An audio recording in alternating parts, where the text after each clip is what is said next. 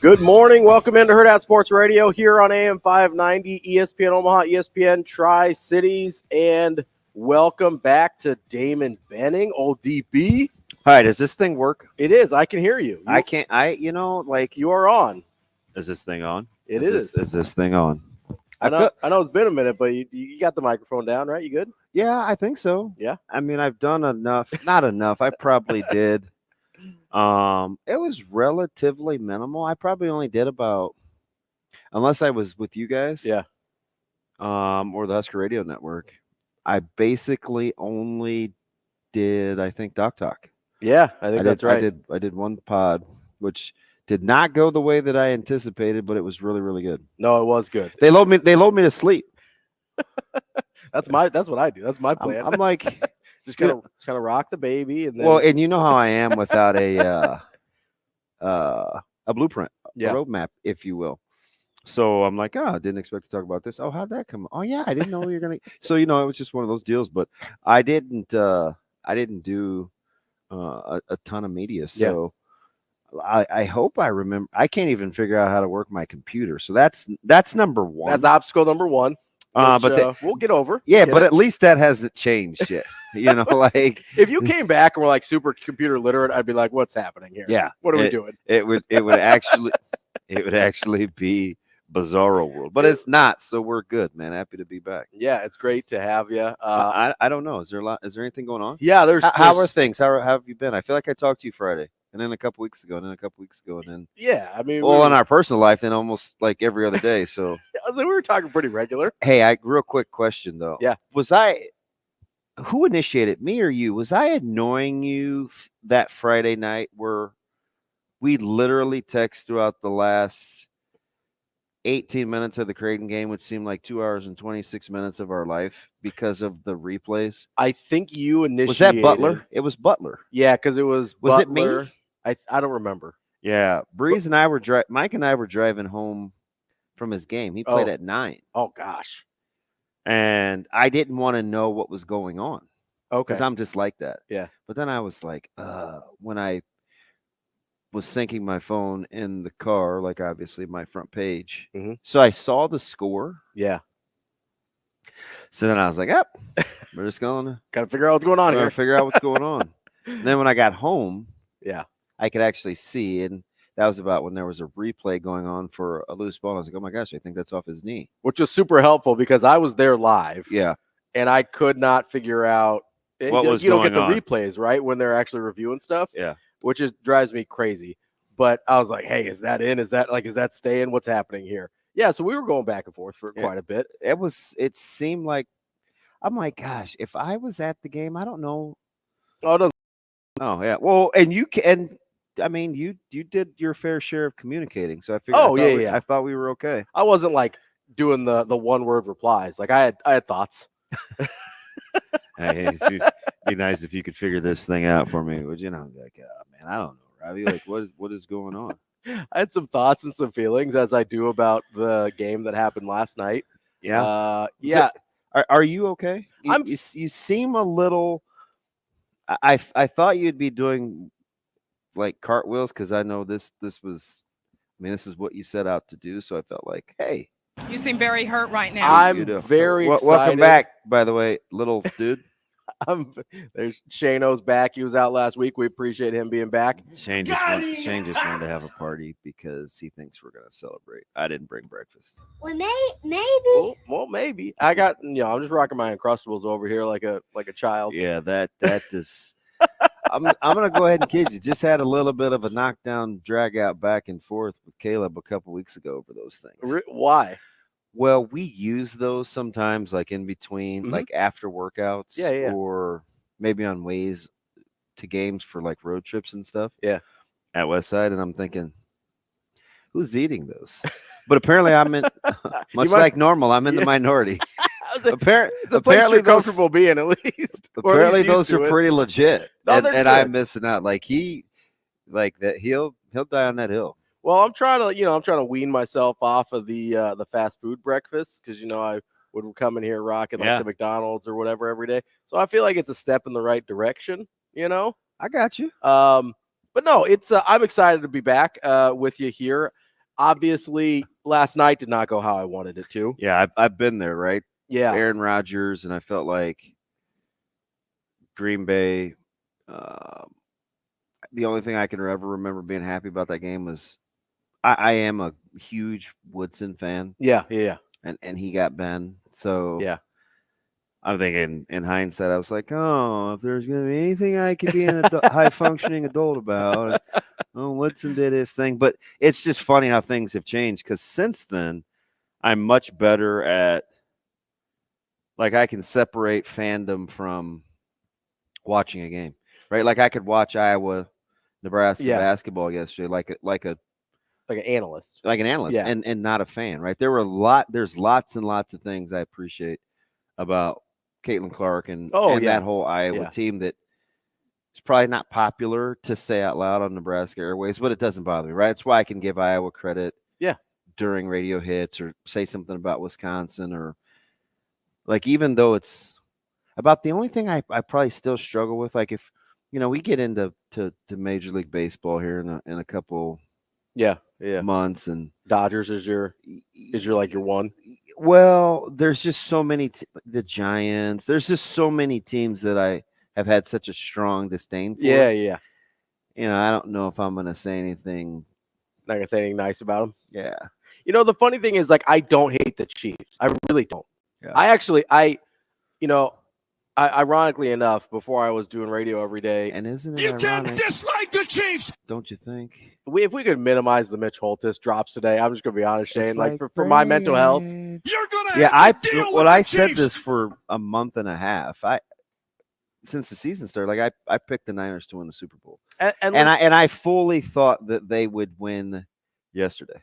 I thought, but I told you on Friday, the only difference is Mahomes. They don't have Mahomes. And that's the whole – I mean, I said this during Conference Championship week. I was like, listen, I get the Ravens are better. I would rather face Lamar Jackson than Patrick Mahomes. Yeah. I'd rather face anybody than Patrick Mahomes. And at the end of the day – apparently Patrick Mahomes would rather face Lamar Jackson than anybody else too. I guess, yeah. I'm fine. Like, I'm obviously not thrilled about how that game played out. I couldn't believe you were going back and forth with – Matt DeMarinis, because I was like, if that was me, I needed to disassociate a little bit, so that helped. Okay, so we function differently. Because I was like, sometimes when I'm and you'll see if you were watching my Twitter, I was making comments about a lot of things other than football, like commercials or whatever was happening. Which, it's by the way, it's not a big fan of the commercial slate. I don't really remember one. Well, two.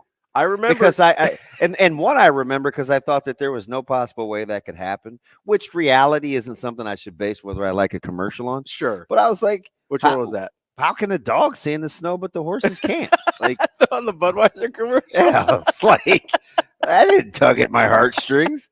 I'm glad the dog kissed the horse, but it was like a cute animal commercial, right? Like it was the horses are cool. But I kind of thought the same thing. I thought they might do like a weird reindeer thing with the dog's nose, like with like Rudolph, where like the Grinch. No, like maybe because you know how his dog was kind of this. Yeah, like I didn't know. It was like, is the dog Max was his dog? Yeah, I was like, is the dog's nose gonna glow? Like, how's the dog? Yeah, I didn't get that, but I do distinctly remember the Dunkin' Donuts.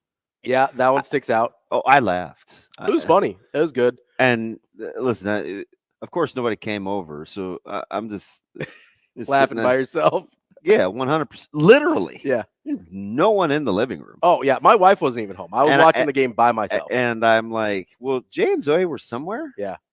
They were not engaged in the game watching. That was like a strange 4 hours because like Macaulay Culkin. I felt like home alone. It was just but me I and my know dogs. that I'm pretty sure that they were in there somewhere. You're like, I think they were in the house. Yeah. It was literally just me and Shadow and Doug on the couch. Doug. And Roggy's afraid of coming into that room because he doesn't like the floor or something on his paws. So he was just sitting at the top of the stairs staring at us the whole time. That was my watch crew. Like, I'm just there by myself, just tweeting about stupid stuff. Which one's the cat again? Potato. Where was that person? He's just running around. Or whatever. You know, cats do cat stuff. Yeah, you told me the story of him sitting on your shoulder that one day chilling, and I was like, you're weird. Like, I don't know if I'll ever look at you the same again. He does. He just climbs up on my shoulder. It's like a grown man with the cat. Listen, you're going to have to talk to your guy, Jacob Padilla. He's a cat guy, too. I need Jacob. And good on. So Jacob texted me last night late, which is early for Jacob. He Yes. probably was like just starting dinner. Yeah. At 10:20. I was it's probably midnight. Yeah. He's like, "Hey man, good to have you back. Gonna need to console Ravi maybe." And I was like, "That's brutal." Yeah. But It's a tough way to go. I wanted to say young Jacob because Yeah. that's what I call him sometimes. Am I crazy? I would have rather gotten blown out. I need him to get. No, you don't. Fix your tweet. I've been there. I've been there. No, you don't. Like I'd rather get blown out. No, you don't. Are you sure? I'm positive. Why? Talk me through this. Because I'm sitting there last night. My wife comes on. She's like, "Sorry." Because you're competitive, and I think at the end of the day, you always want a chance. I do always want a chance. And it's okay. Like you barely have a heart anyway, so it will mend. I don't know what that means. It will mend. Like I think you're gonna be okay. I will be. But okay. I don't think you want your team to get dusted off from the jump because maybe blown out's the wrong word. I would have preferred it not play out how it did because that was my nightmare scenario. I said this on Friday. My nightmare scenario was giving Patrick Mahomes the ball back in a one-score game. Yeah, I that was my nightmare. I thought the question was interesting between you and AR-15, where you or Drew Down, where you guys were talking about 14-point lead in the fourth quarter, or which position would you rather Mahomes be in? And unfortunately they kind of both came to fruition because the Niners had the chance to extend the game on a few different occasions and couldn't quite get it done. I didn't understand. It was friends that are Chiefs fans.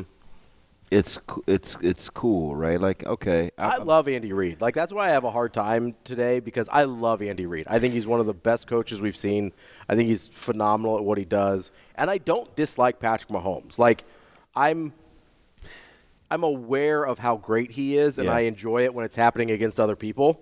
When it's happening to you, it is a nightmare.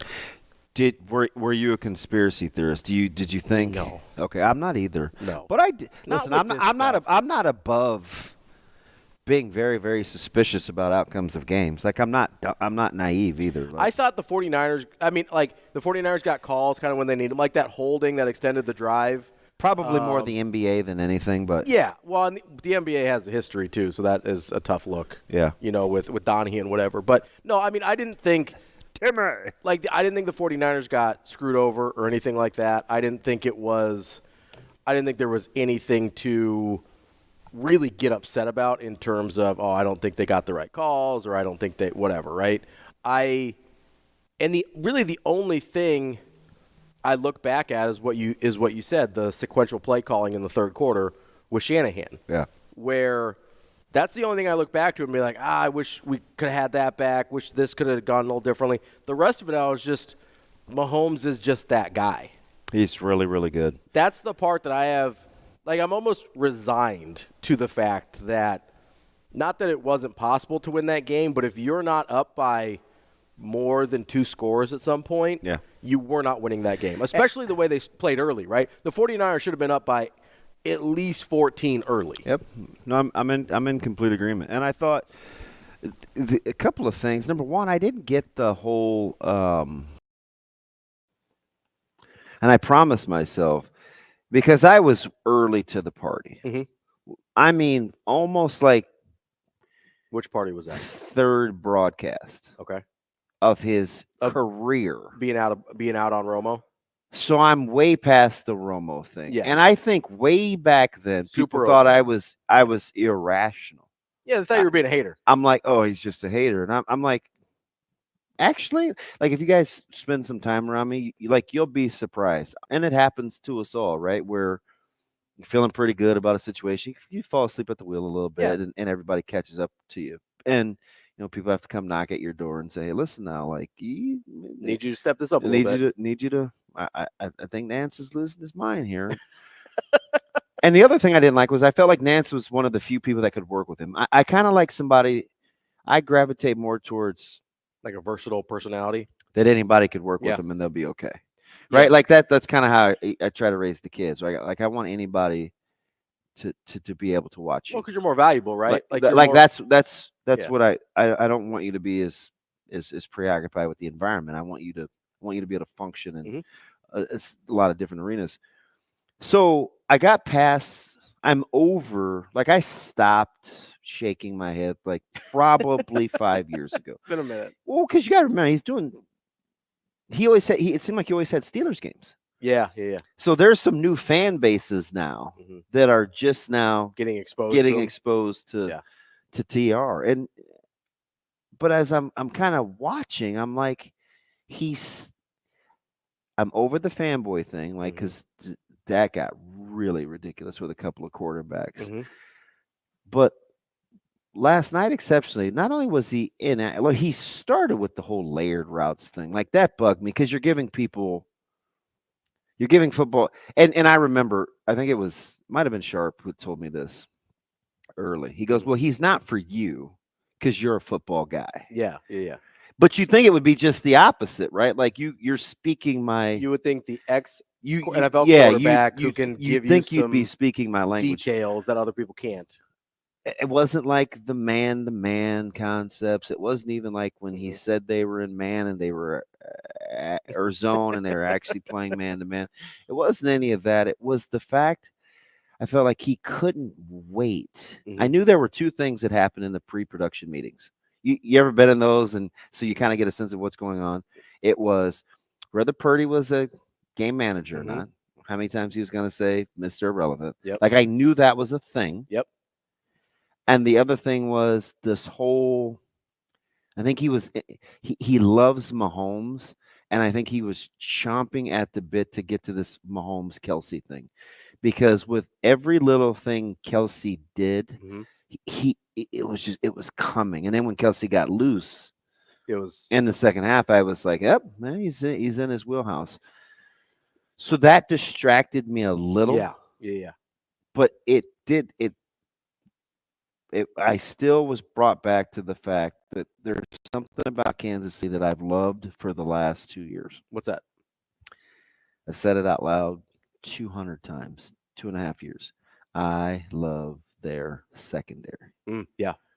I think their secondary is outstanding. And it's not just McDuffie and Snead. I'm a big Reed guy. I like their versatility. And I'm just telling you, putting together defenses with Queen, you cannot have Spags this and Spags that. And I thought Wilkes was very underappreciated. I thought he did a really night. good job. He was fantastic. Yeah. He's fantastic. And I've been critical of him. They buckled their ass down against the run game. They did. That defense showed up. Pacheco got almost nothing. And he got Chase Young. I mean, you could tell he got Chase Young going. Yeah, you could tell folks probably got taken the. They got taken the woodshed a little bit. Yeah, hey, listen. And Bosa lived in the backfield. Let's roll tape here. Yeah, you guys need to play harder. Yeah. Right? The unfortunate situation with Greenlaw, which was absolutely brutal. The most bizarre thing. And I'm just telling you, like, if you think that doesn't matter underneath man under concepts. Well, so that's one of the things I wanted to get to. Oh, but I get it. Injuries are part of the deal. But that was when you have a Hall of Fame, a first ballot guy like Kelsey. Yeah. And you're not able, you have to get off script to defend him. Yeah. Oh, it revealed itself. He and Mahomes, and they make up stuff. Yeah, that's the hardest part, right? Yeah, like you have to be savvy. Yeah. The ad lib sort of just you may think you're stuff. in like, 2-man or some man under Doesn't matter. Or whatever, but they're so good. But then we fell in love with the leverage. There's nobody better against utilizing leverage. And I'm like, and by we you mean Romo. I'm like, fell in love with the leverage. I'm like, Tony, that is the whole concept of route running. The absolute best in the business was Tony Gonzalez. Yep. Tony Gonzalez would lean on you. He could stem you.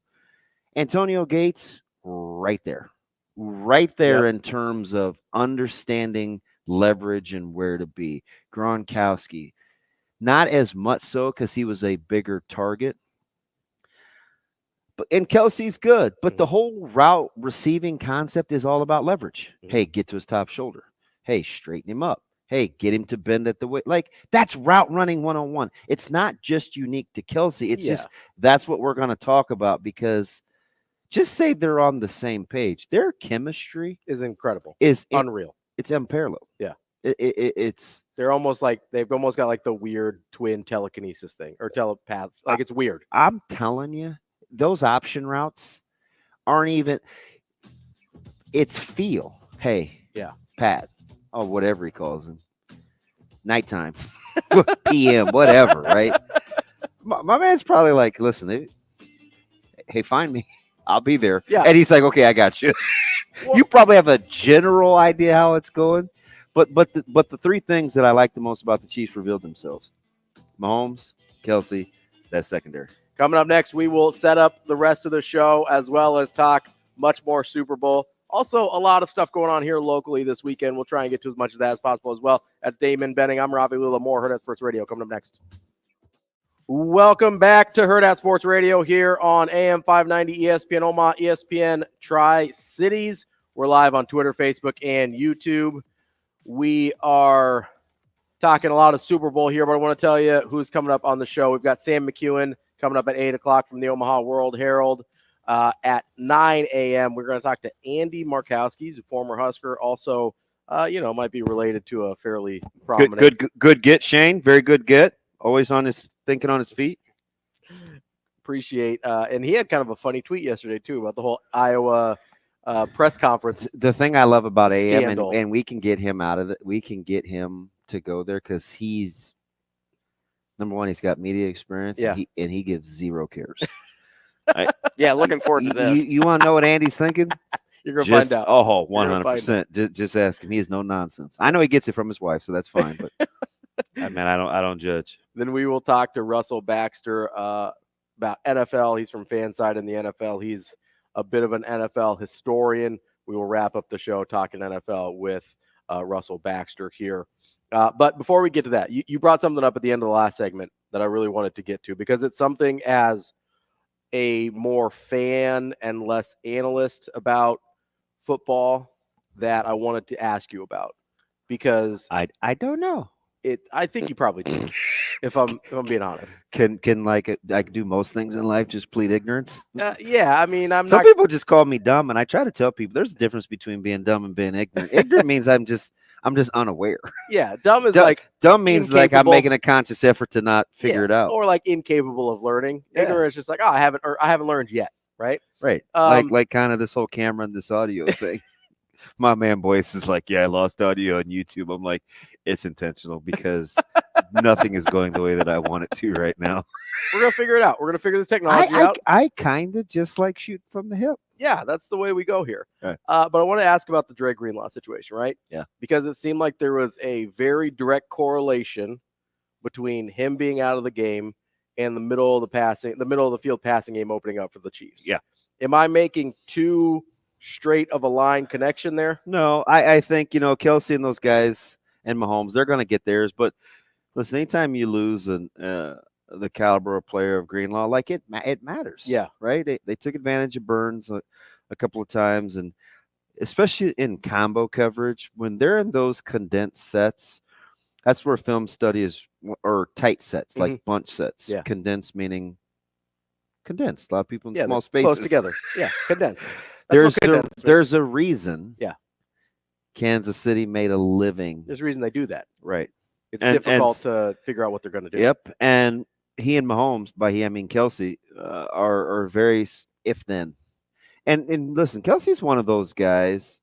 I almost said L2, but nobody would really get that unless they know to spell your name. But I was thinking PlayStation, like kind of the movable joystick. The little, and it's I got you. A couple of L's. Yeah.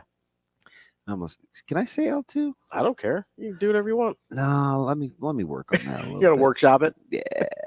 So, listen. I get it. They're great. They have a chance. Well, Kelsey's already.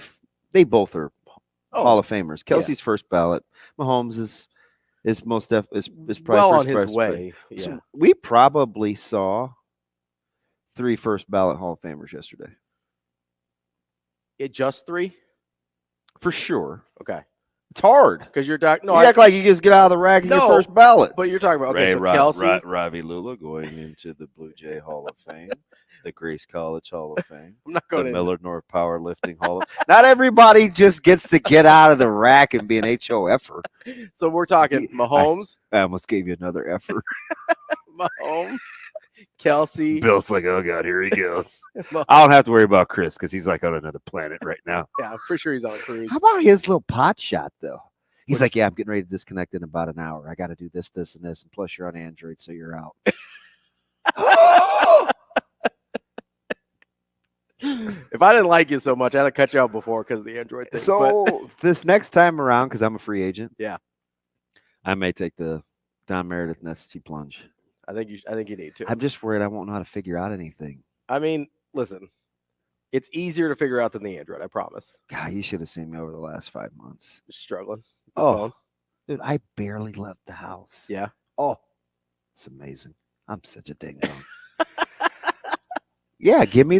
Yeah, I think 3 first ballots for sure. What about Warner? No, not first ballot. Okay. Great player. Because a lot of people would say Warner's better than Greenlaw right now. No, I wouldn't. That's why I brought him up. But not first ballot. Okay, fair. You're missing him because he didn't play well. Yeah. You're missing him. He got off to a very slow start, and it was very un-him. But he is first ballot Hall of Famer. I'm missing the 4th one. The 3rd. No, I said Mahomes, Kelsey, Greenlaw. That's what you said. Not Greenlaw. Oh, I thought you said Greenlaw was. Oh, heck no. He's not first ballot. Okay. Mahomes, Kelsey. What are you doing? Bosa? No. Which side? Which team? Niners. I mean, what are you doing? You're doing McCaffrey? No.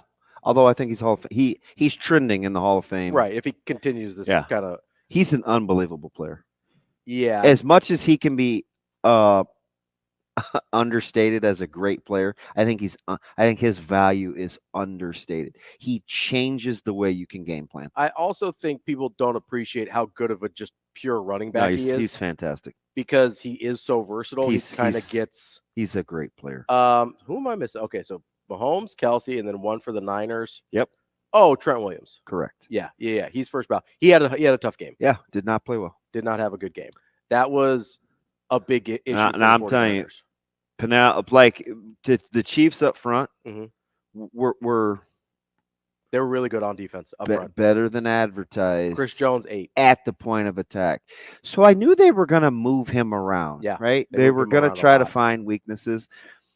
But as he's gotten a little bigger and not as explosive, you wondered how effective it would be. He may be a better player because he's more versatile than just being a pass rusher. He was really good against the run. Yeah. He was really good disrupting. I mean, there were not a lot of times that 49ers guys got clear of the secondary, right? Oh, yeah. Just ask Romo. And Chris Jones was the difference. It's why a quarterback can't stand in the pocket and throw the ball to Deebo Samuel. I mean, not that any other quarterback has had to do it, but there, it seemed like every time, whether it's Chris Jones or whoever else, it seemed like every time one of the 49ers receivers actually broke loose, that defensive line for the Chiefs got there so that it didn't matter. Yeah, I always watch. I'm just stealing ideas of kind of how we could mirror defenses and stuff going into next season. And so I'm just watching the Chiefs secondary and what they're able to do with all.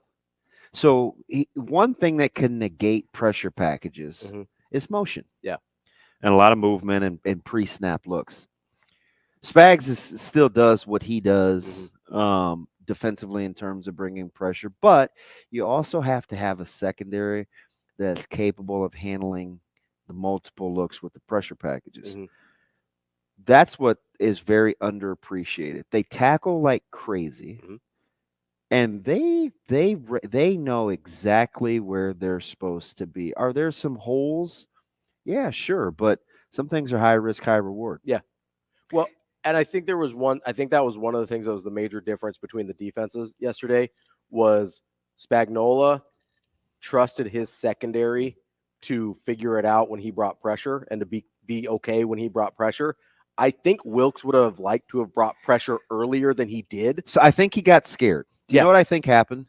I think with the little drag route, the little crossing route, there's a natural rub. I don't even think it was a pick. I just think the Chiefs knew that they could get a trailing defender. Yeah, because there's traffic. Yeah. Right. So whether it was Kelsey or Rice had a couple in the middle. Same concepts. Yeah. kind of the trail technique. I think he was worried about passing off some coverage once he had a few injuries. Yeah. Because sometimes it's just player communication. Nebraska's got a fantastic concept that they use when people want to go to condensed sets. I got this from Coach Coop and Coach White. We actually mimic a couple of their drills. Yeah. But it's DB related. It's not DB as in me, but defensive back. Yeah. They got to talk to themselves. Yeah. Like it's on you. You give the signal, you play it a certain way. Yeah. As long as you guys know we're cool. The umbrella coverage comes from us on the sidelines. Yeah. But it's up to you guys on how you actually execute it. And I think they took advantage of a little bit of uncertainty with some new guys in there. Oh yeah. Oh yeah. That's good stuff there. Coming up, we'll wrap up hour number 1. There were some things that happened besides the Super Bowl last night. We'll get to them eventually. I don't know when, but we will. Yeah, huge basketball. Great basketball weekend for the state. Really good basketball weekend. More Hurrdat Sports Radio coming up next. Wrapping up hour number 1 here on Hurrdat Sports Radio on AM 590, ESPN Omaha, ESPN Tri-Cities. We are also live on Twitter, Facebook, and YouTube. Appreciate all the lively YouTube comments we've got going on the stream. DB has a question. How do I do that again? How you do what? How do I log in? Oh, I don't log in. I just comment. No, like how do I log into do I click this tab? Oh, no, you should hit the comments tab right there. Are you sure? Yeah. And then you can type. Geez. Oh, hi, guys. Yeah, you hit the little join the chat or whatever that says right there. Oh, that's new. Bada bing, bada boom. You're good to go. Oh, got you. You know, who else is good to go? Our friends over at the Omaha Supernovas. Oh, yeah. They've been a joy. They play tonight on the road, Grand Rapids, Michigan, but they'll be back on Sunday here in Omaha CHI Health Center. That is February 18th. Make sure, I was a little disappointed, I'm going to be honest with you. Game 3 or match 3, we were just under that 10,000 mark. I'd like to stay above that 10,000 mark, guys. I'm with you. Let's keep that rolling a little bit, okay? Yeah, from your lips to God's ears, my man. So got Sunday, February 18th. Pack that place. Get to Supernovas. Listen, get to 12. Shane, who sings that song, Supernova? Champagne Supernova? Oasis? Yeah. There you go. I'm a champagne. Yeah, there you go. Supernova. Those two guys hate each other. Who? Oh, isn't Oasis the brothers that hate each other? Come on, man. Do I look like? Now I know I threw you for a curveball with the Oasis reference, but I'm like not all in. Okay, you're not all about history. that. Okay, no, I got bigger fish to fry, like Tony White and things like that. Fair enough.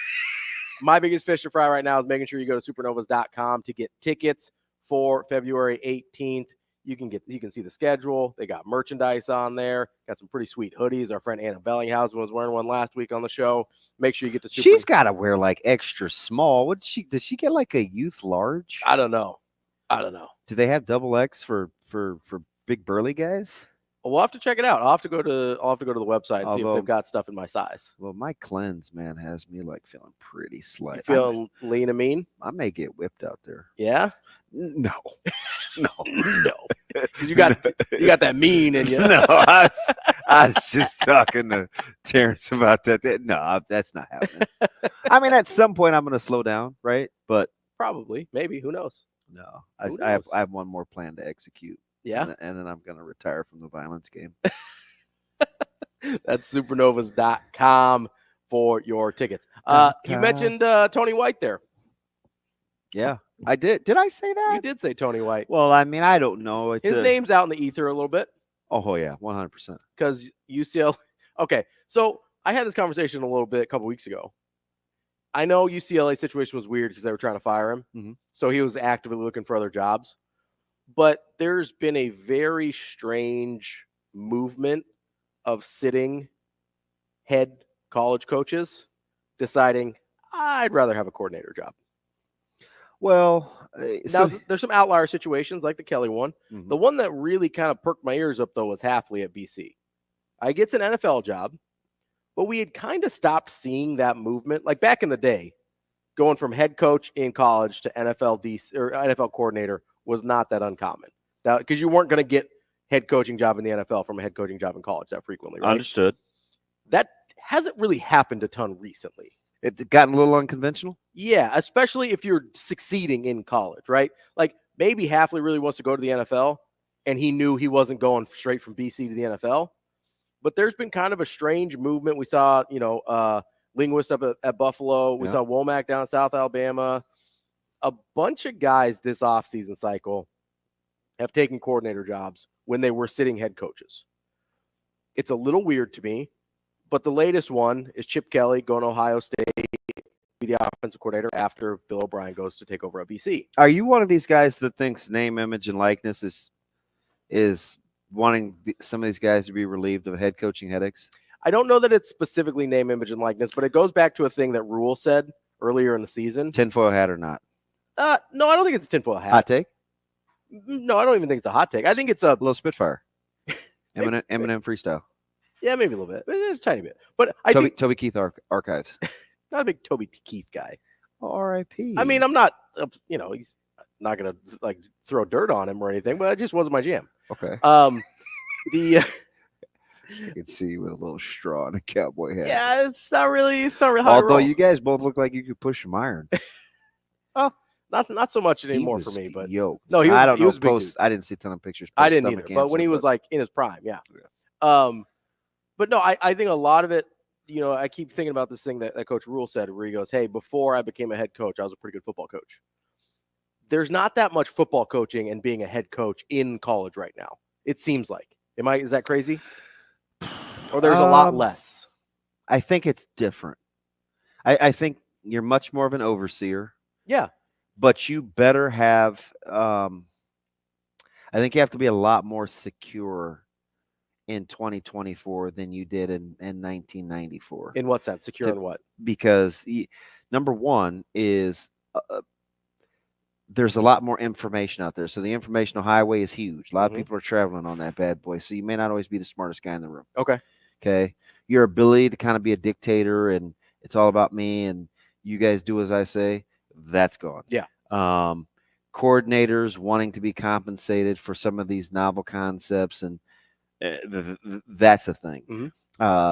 Keeping players in your program because other people will be sliding in your DMs is a thing. So it's not so much about I am man, hear me roar, as much as, hey, I've got to be able to adjust and evolve. I don't love this game the way that it's being played, but just tell me the rules and I'll figure it out. So your level of being able to be comfortable with you is at an all-time high, in my opinion, if you want to function at a high level. With all that being said, though, shoot, there are some high school coaches that don't want to play the high school game. Fair. They don't want to go figure out like, hey, where's this kid from 8th grade going to high school and doing all that, 100%. Right? I mean, one of our faves, Fred Petito, didn't really want to do that. Oh, I walked into UBT last week. Yeah. Yeah, I can say this because I'm not putting him on. And listen, you know me, like I don't care. Like, you do what you want to do. Absolutely. Because at the end of the day, I want what's best for kids and to create opportunities. But I watched two coaches, working it like a hooker on last Saturday. It's unbelievable. Yeah. And I just laughed and I'm like, and we're the bad guys. Yep. Yep. But no, that's just me being childish. Well, I mean, but I like these two individuals. Yeah. And it doesn't really bother me. Sure. Like the guys that people and gals that people love to hate around here are people, are some of the folks that I actually really admire. Coach Saunders over at Scott. I need a hero. Like she's a fave of mine. Yeah.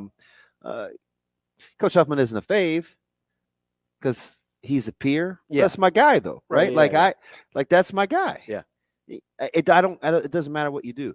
I just talked to Coach Martin 2 weeks ago over what's going on at Omaha North. Like I'm how I feel about. I'm all in on Coach Martin. Yeah, right. Absolutely.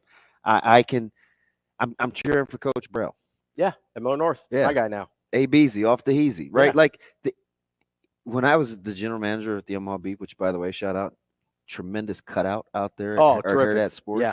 Because I'm a big Omaha Beef guy. I didn't know you were the general manager of the Beat. So when Nato, one of my best friends, right? He's in Miami catching swordfish right now. Nato Development Companies. We were talking over the weekend about some other things that we want to do together.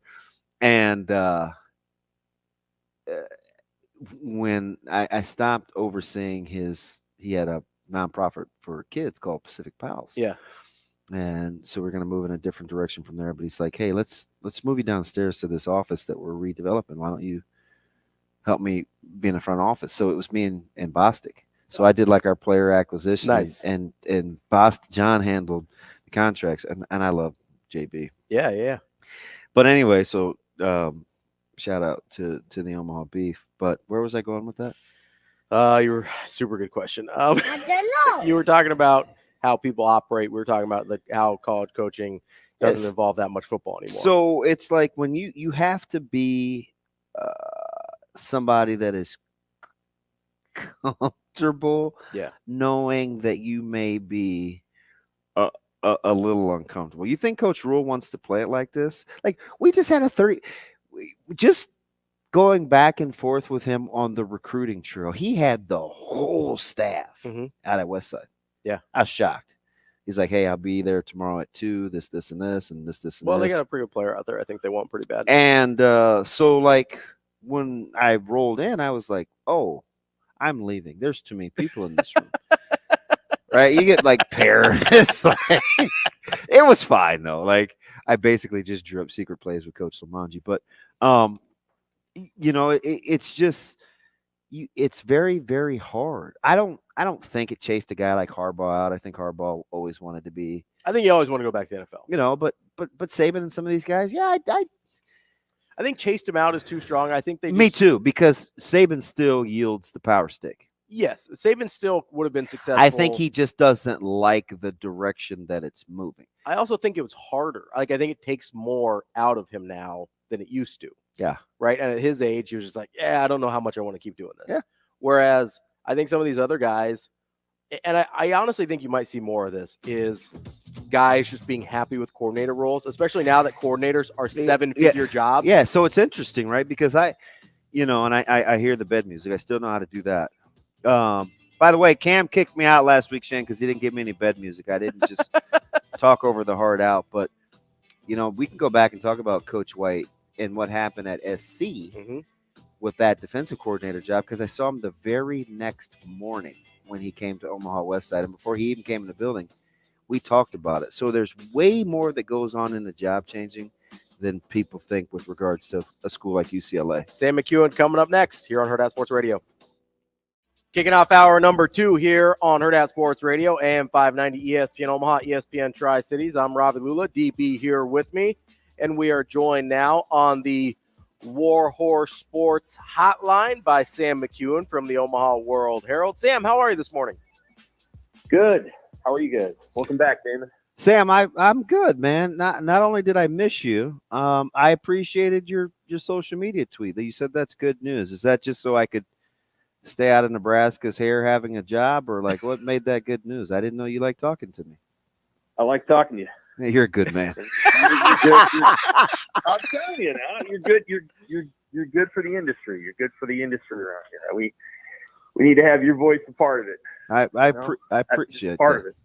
Hey, can I ask you some kind of off topic here, real quick? Yeah. As folks that follow the Bears in your household, was the McMichael story and kind of the seemingly into that journey different, in addition to supersede, take precedent over the fact that you got 3 Bears going in to that deal, like kind of a big deal for the organization? How did somebody that has it so near and dear to their heart, how'd that hit? Oh, it hit really good. So yeah, Steve McMichael has ALS, and I think you could say in some ways he wasn't the best player on the '85 Bears. That was Walter Payton, but we lost Walter a long time ago, and so McMichael was sort of like the fun side of the '85 Bears, and so it's good to see him get in. It's not 3 different eras of the Bears, but 3 very different Bears got in. So he got in Julius Peppers, who probably belongs to Carolina more than Chicago, and then Devin Hester, who was the first returner,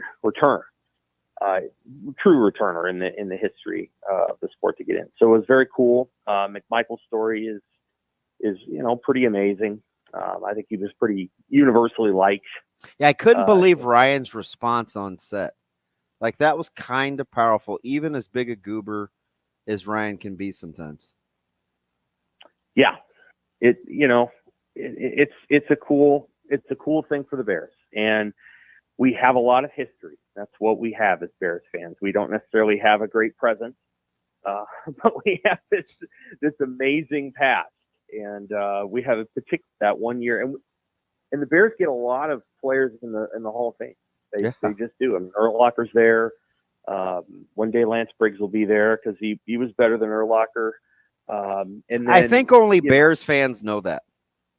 Yeah, maybe it's possible. Because I 100% agree with you, and I'm not a fan, but I am a nerd, so that I pay attention to that just because, Dan Jackson. There's so many of you guys that are Bears fans, and I just remember him fawning over Lance Briggs. He's a football guy, obviously, right? And it's like, he's like, DB, I'm just telling you. And I never liked Urlacher. So that's but it brought it to my attention because he's a Bears fan. Yeah, and Wilbur Marshall will be in the Hall one day too. He belongs in there now. But he'll be in there one day. So they'll have a bunch of, they won't have the entire 85 Bears defense in there, but they'll come close one day. Wilbur Marshall was my favorite player growing up, and he belongs in the Hall for sure. So, there's a couple more out there that'll eventually find their way in. I thought you'd be like a Gary Fensick guy or Richard Dent. You aren't you like an old school bar over the face mask kind of guy? Yeah, I liked Gary Fensick. Yeah. The late Dave Duerson. Dent. He was great.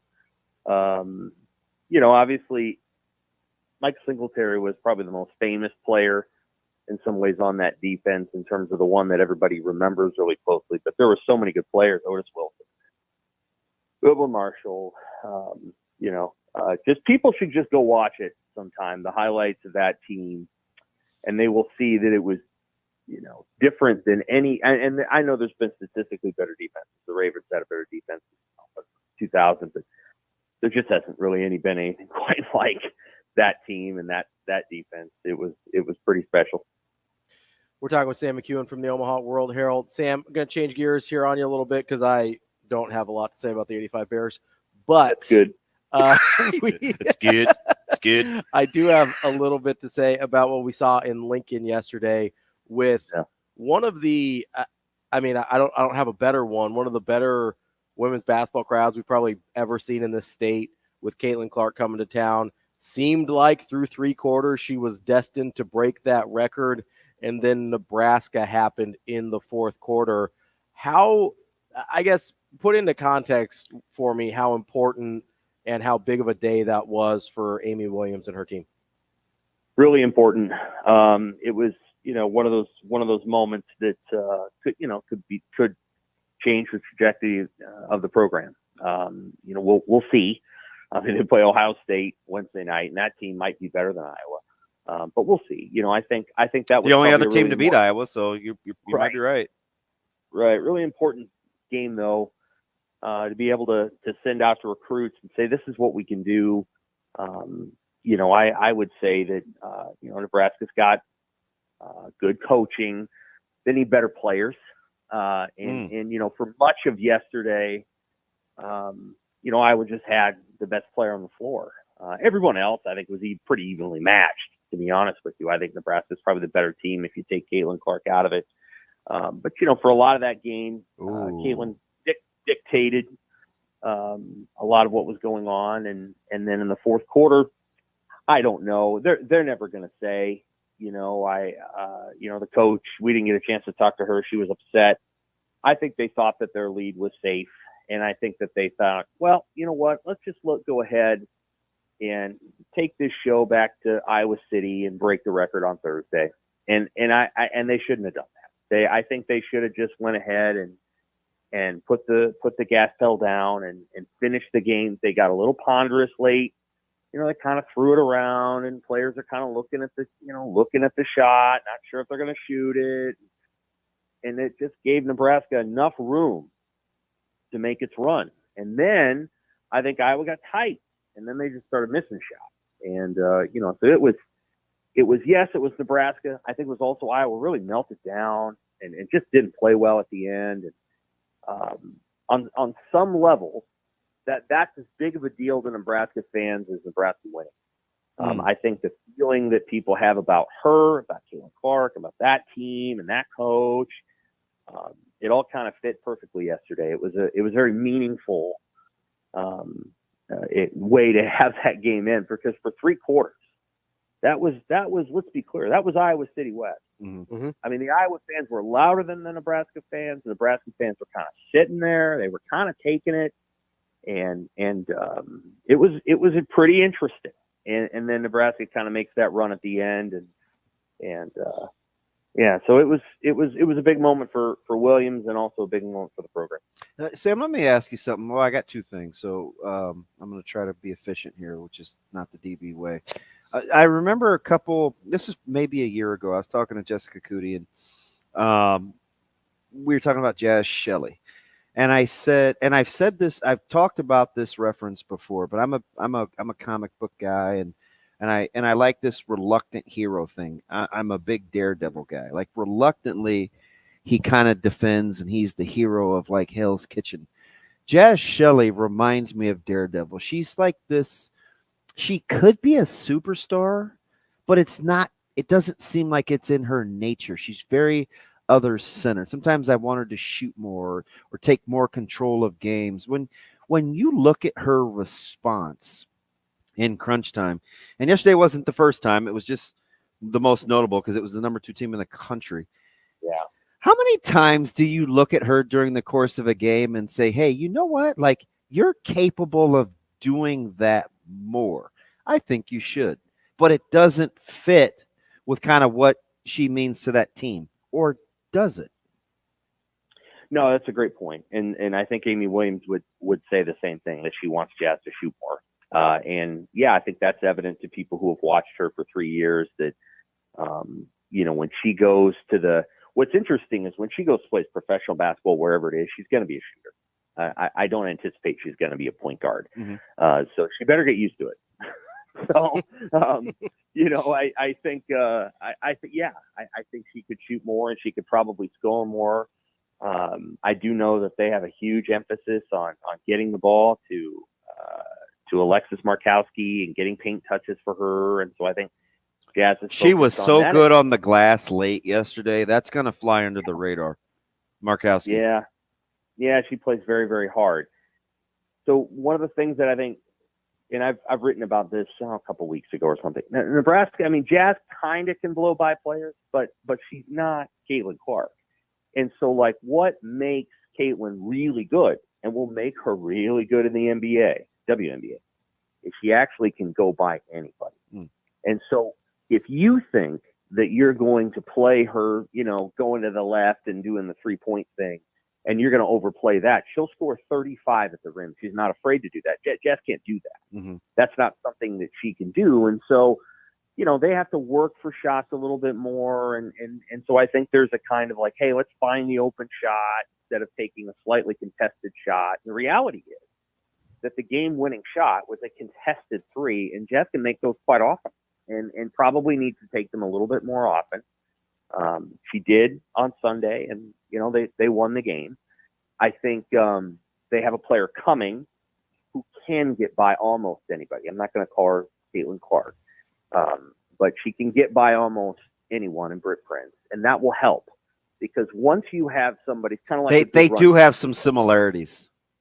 I don't think that's far fetched, Sam. I've watched Britt since she's been in the 6th grade. Mm-hmm. They have some. And I think, I'll have a story comes out later, but Nebraska doesn't want to put that on her. And I don't blame them for not wanting to, because Britt, personality-wise, not the same. Yeah, I was going to say, you talk about a reluctant superstar, like, that's definitely BP. Right. But she can get by people, and that matters. You have to have players, especially, well, it's true in men's basketball, too. She's ambidextrous. You got to have players who can get by everybody. And if you have that, then all of a sudden it changes everything else on the court. And that's the one thing that Iowa has that Ohio State has it too. People who watch that game on Wednesday night will see that Ohio State has 3 or 4 players who can do it. It's probably the thing that Creighton, which is probably a 5 or 6 seed, is kind of missing. They don't have that player who can get all the way to the rim with great consistency, and so they have to make shots, and Creighton often does, but they don't necessarily have somebody who can get to the cup over and over. Sam, should I apologize for? I mean, you know me, I'm the king of toxic masculinity, or maybe I should offset it and say I'm the queen of toxic masculinity. But for fear of wanting to keep this job for another day, the comps that I give for Clark are mostly male related, right? She shoots it better than LeBron and Magic, but she sees the floor equally as well. She's a great passer. She has the range of like a Steph Curry, but he doesn't have near as many assists per pass attempt. So like I find myself giving male references. I watched yesterday at PBA how all these little girls are rocking Iowa gear. Even a significant amount of people from Omaha, these little girls rocking Iowa gear. She's changing. She's doing like a Tiger Woods, kind of a Serena Williams thing where she has this young audience that is captivated by her. Is she just so good I shouldn't apologize for the male comparisons, or do I need to be better? Because that's really all I can think of. Well, I mean, I think there are female comparisons to make. You know, for Diana Taurasi is one. She's better than Taurasi, though. Well, one of the challenges that we have is that Caitlin plays for a team where she's better than everybody on the team. And Connecticut. Although Martin and Stokey, they're pretty good. No, I'm kidding. You know, at UConn, that wasn't always the case. You Yeah. know, you had players playing with each other who were equally good, and then you go to the WNBA and, you know, different things happen. So I would say that Caitlin Clark is the second best player I've ever – well, no, she's the best player that I've ever seen play against Nebraska. The best one was a gal by the name of Alyssa Thomas, who played for Maryland. I don't know, 12 years ago, and I think she's been a WNBA MVP or something like that. She was really good. I knew Maryland. Yes, DP. It doesn't you know, not that many players come along that have some of the skill sets that Clark has, and I'm not sure that, you know, and Amy Williams, who, if you're talking to her just one-on-one, can give you a really good rundown of why Caitlin Clark's good.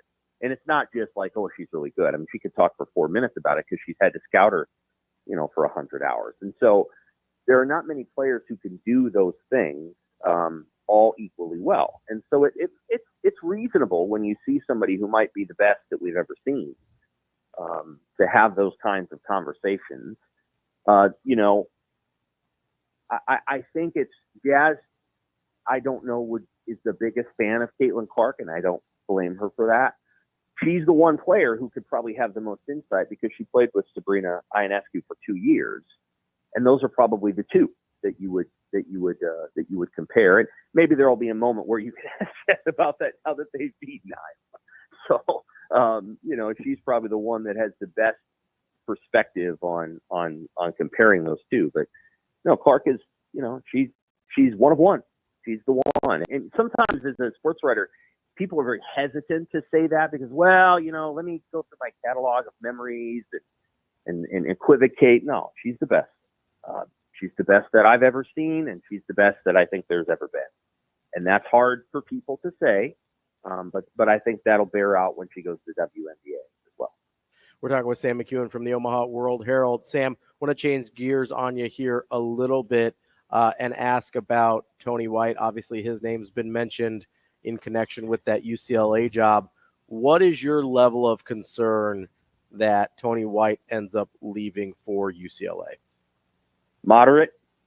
I think it's going to come down to, I mean, I think that's a job that it's reasonable for Tony White to take. It's his alma mater. It's a Power 4 job. You know, I think there are things about that job that if he really thinks about it are going to be hard for him to win there. I think hard for anybody to win there based on where they play, even though they play in the coolest stadium, the proximity of that to their training facilities. the continuing and relative difficulty to build a roster, how he would assemble a coaching staff, quickly. That would be a real rebuild, because Chip Kelly Chip Kelly was doing it with fewer players than most people do. And he was kind of keeping it together with his own system. And that's a lot to expect Tony White to say, well, I'm going to be Chip Kelly. I mean, that's a lot. I mean, Chip Kelly's been a head coach for a long time. So now, if I were UCLA, I don't know that Tony White's first on my list, and that's not a knock on Tony. I think you have to really think about, okay, is there a current sitting head coach that we also like that would take this job? And I'll tell you what, if they had fired Chip Kelly 2 months ago, I think Jed Fish would be their head coach, the guy that's at Washington now. But Chip Kelly decided, no, and actually I'm going to get out in front of this, and I'm going to put it to you guys. And so I think UCLA's, a little bit, they tried to go get PJ Fleck. I guess that didn't work. And so I don't know. I mean, Tony White could get that job very quickly, because I don't know how many coaches are going to want that job. Sitting head coaches are going to want that job, and I don't think Barry Odom would turn it down. I just don't know if Barry Odom, is a better pick than Tony White. I mean, Tony White at least knows every single person in Los Angeles. He can recruit to the school. Simultaneously, there's been some guys that could recruit to UCLA who were not successful there, and so you have to think long and hard about whether that's something that you really want to do. And I think he'd have a hard time turning it down. I just think it's a hard job to win at if you're a brand new head coach. He would need a lot of things to fall into place. Sammy Mack. Now I know full disclosure. I know I'm privy to all the things that went into the USC defensive coordinator job. And so I'm coming at this from that angle, right? The 11.5 hour, the decision, the thought process. And I say all that to say, Sam, I almost wonder, and I'm not going to call him and see, but can a guy know too much? Do you think? Can he be too, as my old boss, Jay Noddle, used to say, I'm going to handicap you with the facts. Can he know the shortcomings? Can he know what it's like to go against SC? Can he see where they're at? Can he see that it's a short turnaround to put its staff together? Can that offset going back home? Because it just seems like he's so calculated. Maybe I'm just talking myself into there's no way he'd be rushed. Yeah, I mean, I think that's entirely possible. I don't know, right? I don't know. There's flaws in every job. I mean, almost every job. And so, like, there's drawbacks to that job. At the same time, it's a Power 4 job, and it's probably paying $5 million. And so he'll have to make the assessment of, can I win here? Because if you can win there, then you get to stay there. And if you win there, then you can go somewhere else. But if you lose there, the next head coaching job, if you don't win at UCLA, is probably not as good of a job. Or it's a really bad situation. Like Carl Durrell, his second head coaching job was at Colorado, and he took over a mess. He took over a total disaster. So, this is one of those moments. And I think what Matt Rule would tell him is you need to put yourself in a position where the job that you take, their expectations align with their commitment. And does UCLA's expectations, does UCLA expect to win a Big Ten championship? They probably shouldn't. They should probably expect to win, 8 games. Obviously, Chip Kelly did not feel like the expectations aligned with the commitment. And as a result, he left. And so Tony White needs to make that decision. And then UCLA needs to decide they're okay with not hiring a sitting head coach. If I were UCLA, I think, looking at a sitting head coach that's been a head coach for a while is probably something I would consider. Yeah, you got Len, you got Chadwell, you got Reese. Chadwell's the White. One that when Sam was talking about a guy that could hold it together with a system, Chadwell's the guy whose name popped into my mind. Sam, thoughts? Sure. I mean, that's fine. If you want to hire an offense, you can you can do that. Again, it's a tricky job because it's not a Pac-12 job anymore. Yep. So you're not selling a kid on, playing up and down the coast. You're selling a kid on playing in the best league, and they'll say it's the best league in college football. I think the SEC is slightly better, but they'll just say, hey, this is the best league in college football. This is the training ground for the NFL, and so you have to recruit nationally. You're going to have to recruit a little bit more than just Southern California. Are you prepared to do it? All those things. That's the challenge. That's Sam McKeown from the Omaha World-Herald. Great stuff, Sam. As Good stuff, always, Sam. We will talk to you again next week. Take care. Appreciate it. That's Sam McKeown from the Omaha World-Herald. DB. It's a lot in there. Lot in there. I want to get back to the Tony White stuff. Okay. Coming up. That's DB. I'm Ravi Lulla. We will have more of Hurrdat Sports Radio on AM 590 ESPN Omaha, ESPN Tri-Cities. We're halfway through the show here on Hurrdat Sports Radio, AM 590 ESPN Omaha, ESPN Tri-Cities.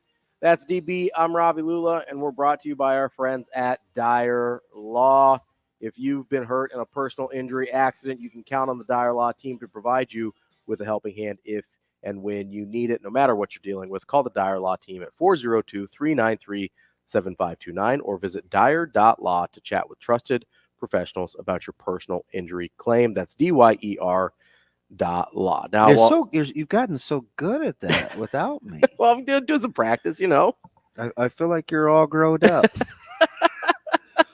Good to be back out in central and western Nebraska too. Doug Duda was the first to reach out. Yeah. And he was like a couple of days early. You really? Yeah, I wonder how that happened. That's funny. You think? Yeah, because you know how it all went down. It's kind of dicey. It's like, I mean, I'll be honest. I was on pins and needles until I got the contract backside from you. my favorite, bless his heart, because he's on the cruise, and I know Sasha's personality a lot more because I've worked with her. Yeah, you've known Sasha forever. Ever. Yeah. Right. So when she says, hey, basically what are we waiting on? Yeah. I knew that I had a couple of things to still do, and Chris goes almost like 30 minutes later. So I'm like, they must be in the office. He goes, really need to get moving here? We're going to do this, and this. And that's really, he's typically pretty cool, right? He doesn't.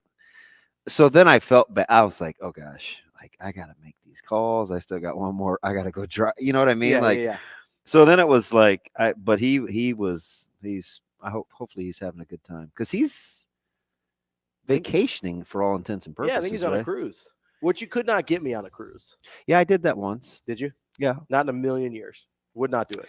Yeah. So two things that I remember. Number one, that's no longer my significant other. Sure. Number two, I was lifting before. Yeah.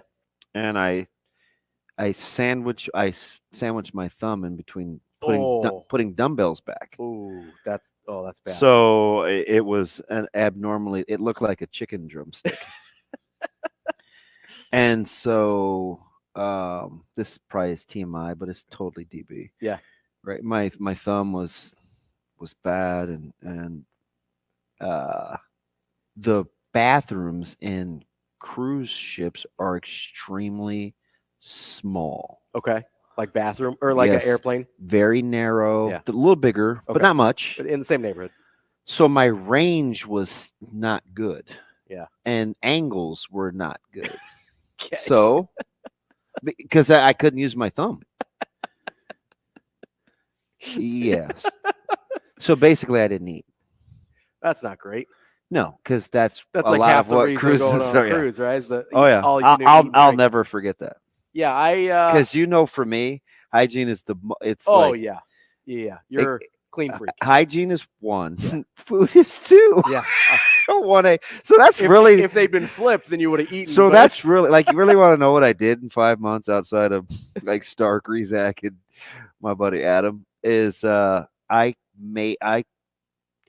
I learned how to cut meat, vacuum seal. Okay.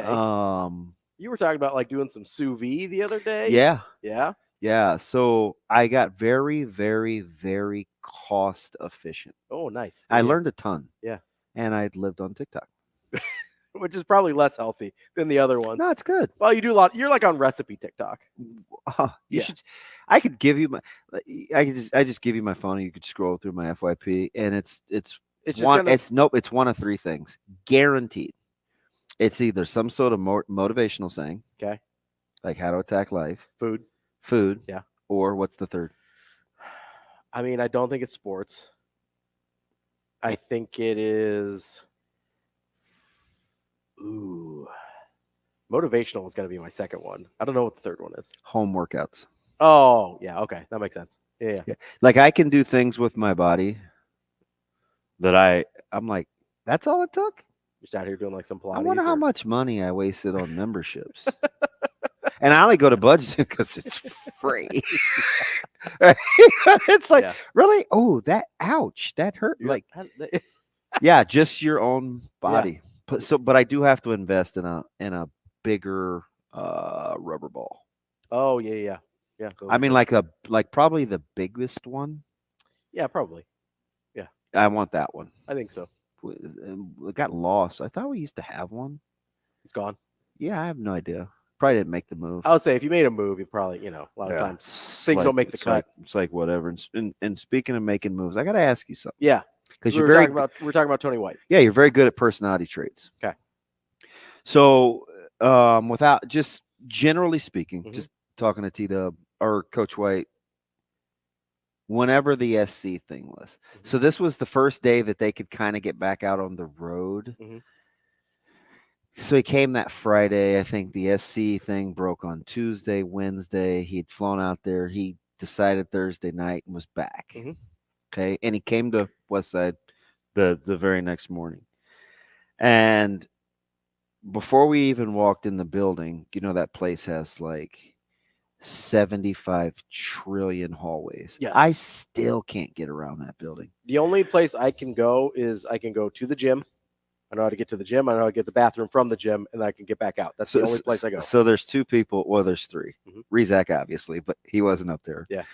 Officer Kilgore. Yep. Who's our SR, my guy. Yeah. And faculty, Linda Seals. She knows where everything is. So I always asked for shortcuts and stuff. And so I wanted to walk the long way in because I wanted to talk to him. And I asked, I was like, hey, I just want to talk to you. I just got a couple questions because obviously when I'm emotionally invested. Yeah.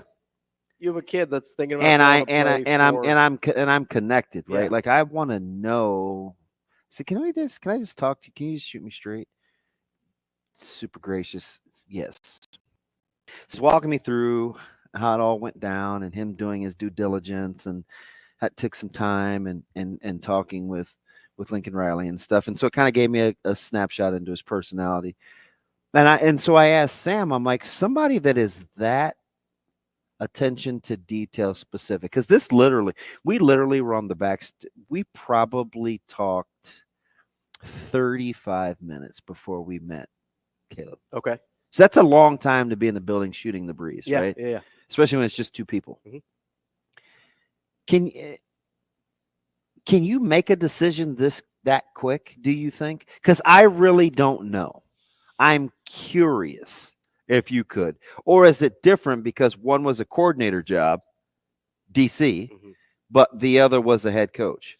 So I think it does make a difference. And I think the other thing is the pull of the alma mater. I think that's a factor with UCLA. I'm telling you, that's way overrated. Okay, fair. Well, let's just look. Proof is in the pudding. Okay. There are a lot more Frost than there are Harbaughs. No, I don't mean from UCLA standpoint. I mean from Tony White standpoint. Okay, that's fair. That's fair. No, I mean I get it. But I'm back in Florida. I'm going to stand my ground. Jeez. Sorry. That's a reference. But I think you can make a decision that fast, to answer your question. Because for me, a lot of it is like a vibe check more than anything else. So whoever I'm going to be working with, whether it's the AD, whether it's the other people on staff, whether it's Lincoln Riley, right? I can pick up on how I feel about the vibe of a person pretty quickly. And sometimes I can fool myself because I think the opportunity is good or good enough that I'm like, no, I could probably work that person. But deep down, I always know it's like, yeah, that's probably not a good call.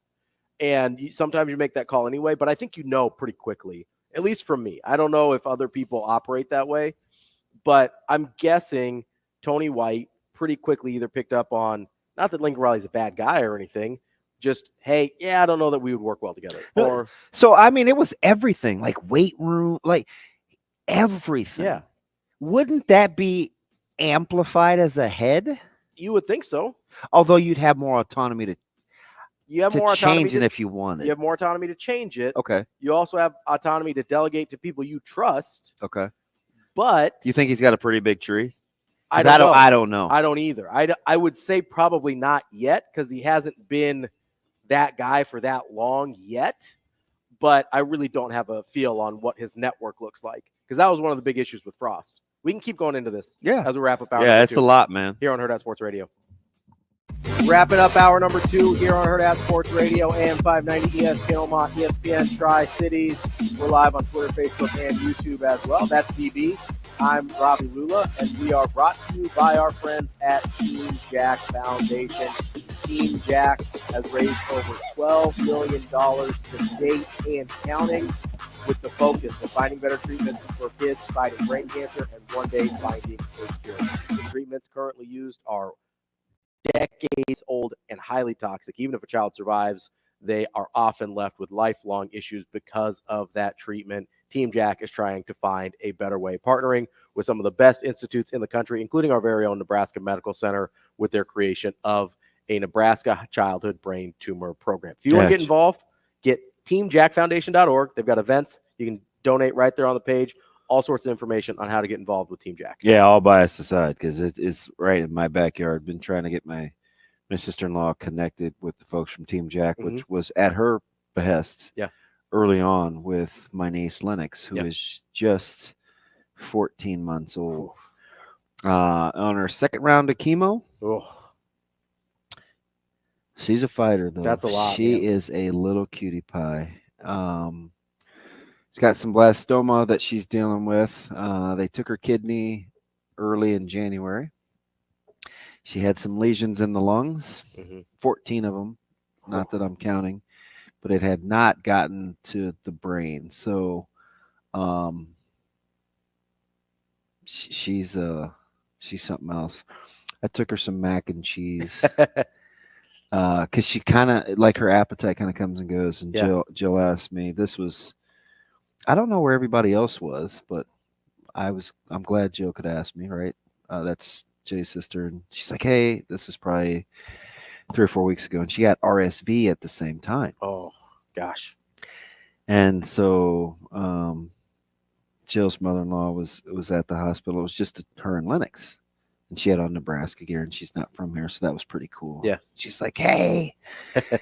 And she's cool, Byron's mom. And so I dropped off some mac and cheese. Yeah. And Lennox was kind of, but she kind of sat up. Like, you could Perked tell up a little bit. She recognized the mac and cheese. So it's the little things. So I'm big.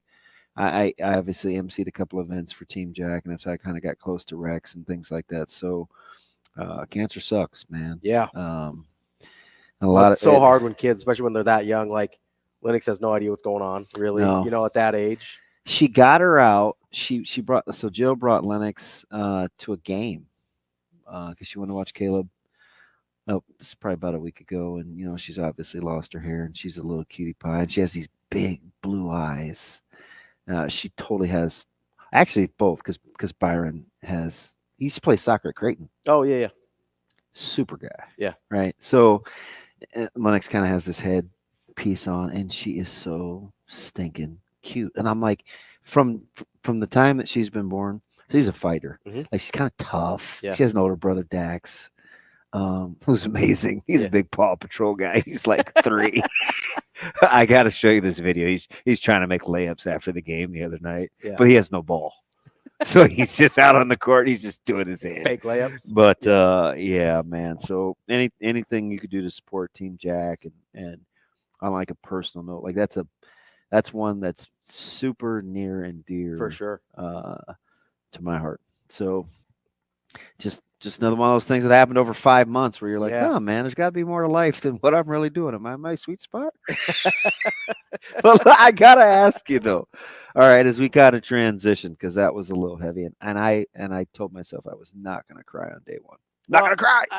And to your point though, I mean, so I think we all do that a lot sometimes. You know, when you do sports stuff for a living, I think a lot of times we wonder how much it matters. Right, like how much is what we're doing actually? That was huge. Yeah. That was huge back in September. And I think like, part of that is because I thought about it when I was coaching, when I was in the coaching game. I think I've thought about it when I was doing this, and I think what happens is Team Jack Foundation's a terrific example of why it matters. Right, sports allowed Jack Hoffman and Team Jack and that family to become a thing. We probably don't know his name. Ravi, I didn't have any words doing the broadcast. Yeah. For BTN on the Run, except for, wow, there's no place like Nebraska. Right. And like that's as prophetic as I could muster. And like real time. I understand that, you know, the score and the results of any one individual game probably don't matter long term, right? Yeah. But you know, I talked to, you know, our guy K-Dub, right? I talked to his podcast about like part of the reason I do this is like there was a time when like listening to you in the mornings in the previous life when I wasn't doing this was the best part of my day when I was having a hard time. Yeah, I'm telling you, it hurt my heart when Schick and Nick and that got the first reference. I was like, wait, I thought you always wanted to work with me. What happened? No, I was like, nope, I'm back to boycotting Ravi. No, that was just the first show I listened to, right? You know, like, and so it was, you know, and so that's why Kendall will go there too. Won't he? Yeah. You gotta be careful because he can get emotional on you. He will. He's a heart connector. But I think kind of tying it back into the Tony White stuff, I think that has a lot to do with the decisions that these guys make a lot of times, and we don't always factor that in. 100%. Right? We don't always factor in, okay, like I think we are starting to see it with the way Coach Rule operates and the way he talks about, you know, being in a place like Nebraska where it matters so much here. But I don't know that we always talk about it when we talk about like a Tony White maybe leaving for USC or maybe leaving for UCLA, right? But you had something you wanted to ask me about Tony White. Yeah, so let me just give you because I think this is interesting because he's such a deep thinker. Like he's a philosopher by nature, even the way he recruits. And he doubled down again last month with Christian. And remember, they rolled out the cavalry. Yeah. Right? Like T9, he's great, by the way. Cavalry, not Calvary. Calvary's a different place. Oh, is that biblical? Yeah. The Mount, like Sinai? They rolled out the crew. Yeah. Wow, you're on my enunciation this morning. That's I see nothing's changed. You're still a bully. Always have been. I thought you said Calgary, like in Canada. No. Hey, my former mother-in-law used to say Calgary, and I looked at her with my head tilted, like, where is that? But she knows more about that part of the world than probably. I do. Right? Leave the Canadians to the Canadians. Leave Canada to the Canadians. But anyway, so like if he's very, very deliberate and he's thoughtful and he chooses his words very carefully. Now, remember, he's the guy that during his coach's clinic, at the very end of he's talking about defenses and situationally how he can change. Hey, this is what we did against Notre Dame. This is a different game plan than we did against this team. And, you know, during COVID and, you know, the George Floyd saga, we were losing guys and we had to do this. So he really gave me, everybody else is worried about X's and O's. I'm like, oh my gosh, my kid's gonna play for him. This is it. Well, that matters more than the X's. Oh, 100%. So he's talking about these stories. And on his very last slide on his presentation was a bunch of random names, and only two I recognized because they were coaches, and I won't say who they are. And he said, you might want to know what this last slide is. These were all the people that were instrumental in helping me get to where I am. Mm. One of them was a head coach at the rival high school when he was committed to San Diego State. The coach of the rival school told Terry Donahue At UCLA, you need to go see this guy. If Tony White, like, he's a stud. He ruined our lives. Yeah.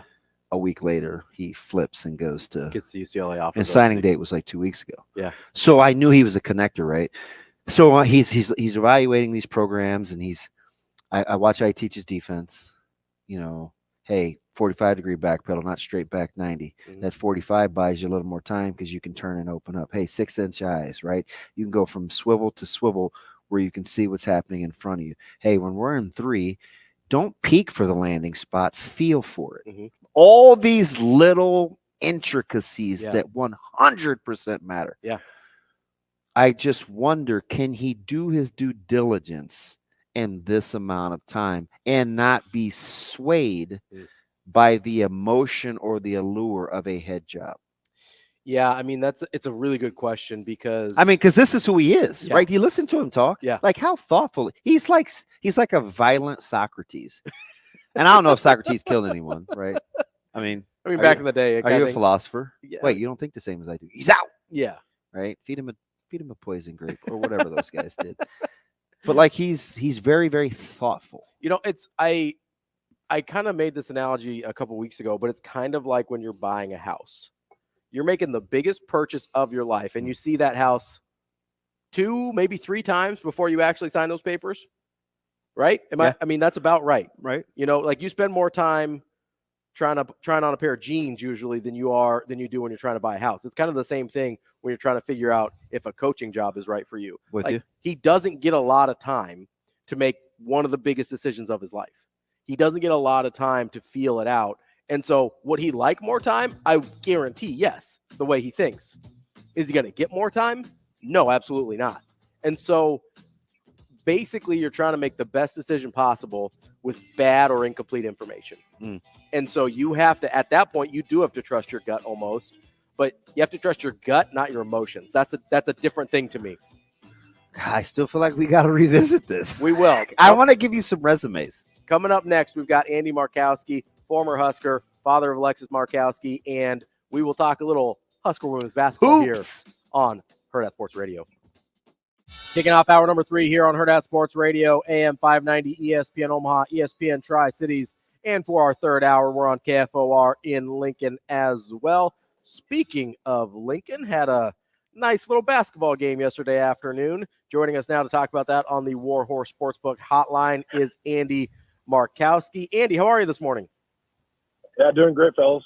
AM, how are you this morning, man? You usually keep it pretty steady, Eddie, but Dad had to catch up with you a little bit yesterday, at least, didn't it? Yeah, that one was fun. Certainly listening to Iowa people and having a little skin in the game on having a daughter playing in that rivalry, and they had lost 7 in a row. Even though there was times over the last 3 years they played Iowa tough for long stretches, but I knew Alex wanted that one, and great crowd, and ended up being a fantastic finish, and certainly one to remember. Andy, you've been around a bunch of different Nebraska sporting events over the years.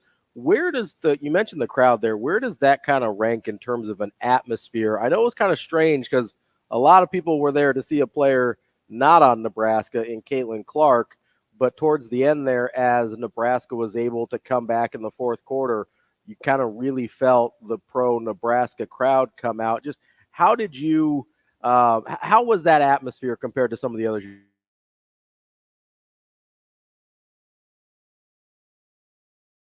Was probably unique. In a home environment, you tend to have some opposing fans, but certainly there was a lot of Iowa fans, still more Nebraska. I was telling the story back in 98, 99 season. Creighton had beat us in 97 at Creighton, and then we had played them at home in the Advantage Center in 98. I think they were ranked in the top 25, and I remember that was really the first time there was 4,000 or 5,000 Creighton fans in Devaney, and it kind of took me back to that where, just, kind of a back and forth game where each crowd base you could hear, and, having PBA, sold out, certainly the Caton Clark factor played throughout the game, right? From our fans, not rooting for her, not wanting her to get the record, and then the outcome of the game, certainly was in play, late in that game. So there's a lot of different dynamics to follow, but certainly fun. Give Husker Nation a lot of credit, because I thought Iowa felt pressure. When they went diamond and one late, and they there was players from Iowa that just would not shoot the basketball. I just felt like, good shooters that just, I think, felt a little bit of that pressure. I think they felt the pressure of the Caitlin record. Do we pass it to her and let her score? I think there was a lot of dynamics that played out that last 4 minutes. But, for the people that showed up, I've heard stories of different sporting events, youth sporting events, where people stopped to watch it on, kind of a concourse, TV in some of these, places around the state, and just kind of that mixed dynamic of Iowa people and Nebraska people watching a game together, and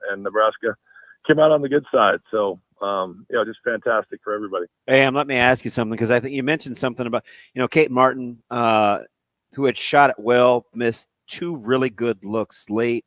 Stokey missed a bunny, where Alexis really, I thought, was disruptive late, kind of on recovery defense. People may not realize Iowa only shot, I think they were 4 of 17 in the fourth quarter. Undersold that Nebraska was so good defensively in their effort, or do you feel like the action changed or the complacency set in with Iowa offensively? Yeah, the diamond and one was disruptive. If you look at Stelke getting 46 against Penn State, a lot of that came off of guard penetration, where they were able to dump that down to her. That diamond took that away. It took the high ball screen away. With Clark, they tend to put Alexis in our forehand ball screen, and high ball screen, and it took that away. Martin was really the one player that stayed aggressive. Clark, really just didn't free herself for many looks, and they ended up subbing one guard out and brought Furlick in, just because they refused to shoot kind of the open corner 3. And if they were up 10, I think those kids probably take that open shot. But once it got to 6 and then 4, you start feeling that game pressure. All that, Damon, changed based on that. Just that adjustment that Coach Williams and staff made, and then I do think the record played into it. I think Iowa tends to defer to Caitlin, and I don't know what if they wanted her to keep scoring to get the record, or they felt the pressure of trying to get her the basketball. And I think the pressure of the record hurt Caitlin. She took a really bad shot with 20 seconds. I don't know if she thought we were going to foul her on the catch. We had a foul to give, that deep 3 that she airballed, before the final possession. I thought that was a strange sequence where, the pressure, I think maybe got to her a lot, right? Which for a 22-year-old to take on the tension and the pressure and what she's gone through with her own security detail, I think all that plays into it. And, and sometimes it's just a slight advantage in some of that pressure, and it played out for Nebraska's favor. We're talking with Andy Markowski, former Husker, father of Alexis Markowski, who had just another casual double-double, 15 and 11. Decided to toss in 4 assists and 3 steals just for fun in there as well. But, it's kind of funny you mentioned Caitlin Clark and the pressure getting to her a little bit, because I do agree there. But it's also kind of funny to say, I think she maybe didn't play that well. Pressure got to her. Oh, by the way, she still had 31 in that effort. But you mentioned that she goes scoreless in the fourth quarter. I believe that's the first time in her career she has gone scoreless in the fourth quarter. Just how impressed were you with the composure of Nebraska and not letting the pressure get to them as they're down big in the fourth quarter? I mean, I don't know that anybody had 27-10 in the fourth quarter on their bingo card. Like, that was an incredible effort down the stretch for Nebraska. Yeah, I agree. And, you hope a game like this can be a catalyst to this group, which, I think a couple things played into that. I do think, the fact that we have played Iowa tight through stretches. I mean, 2 years ago, at their place, Lex's freshman year, we played them to 4. Last year at their place, we played them to 6. This year at halftime, it was going to be a 1-point game, and then we kind of let the end of the half get away from us. So I think this group believed that they could play with Iowa, and then obviously some timely shots by Nitzley. I thought, Alexis had a really good third quarter to kind of keep you attached, and then, obviously Jazz finally getting herself going. Amy did a good job of putting Jazz and Lex in the ball screen. They were going to go under the ball screen. They could not switch that and get a mismatch with Alexis on the block, and that gave both Nitzley and Jazz some space in behind the ball screen to hit a couple big threes in the fourth, and then they started to double in Lex on the block, and she found – for her to get 4 or 5 assists were big. So there was, a lot of contributions from a lot of players, which you need.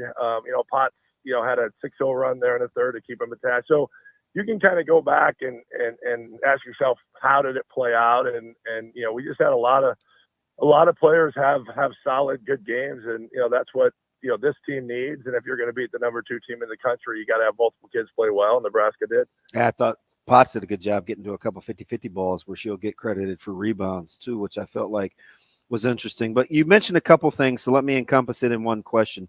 The 2-man game with the high ball screen that allowed Nitzley and obviously Jazz to get going with Alexis, it's tough, right? You don't want to use drop coverage until they force you, if they're going to make jump shots, but they couldn't. Then they started to really hunker down on Lex, and Nebraska made shots. There's that. Then there's the fact that Nebraska got to play. They had 9. Coach Williams played 9 players that had double-digit minutes in terms of time played. How much do you think the coaching aspect is undersold with the individual performances on both sides? Coach Bluter and Coach Williams, where coaching in game was undervalued yesterday, given the environment and the record and all the other stuff.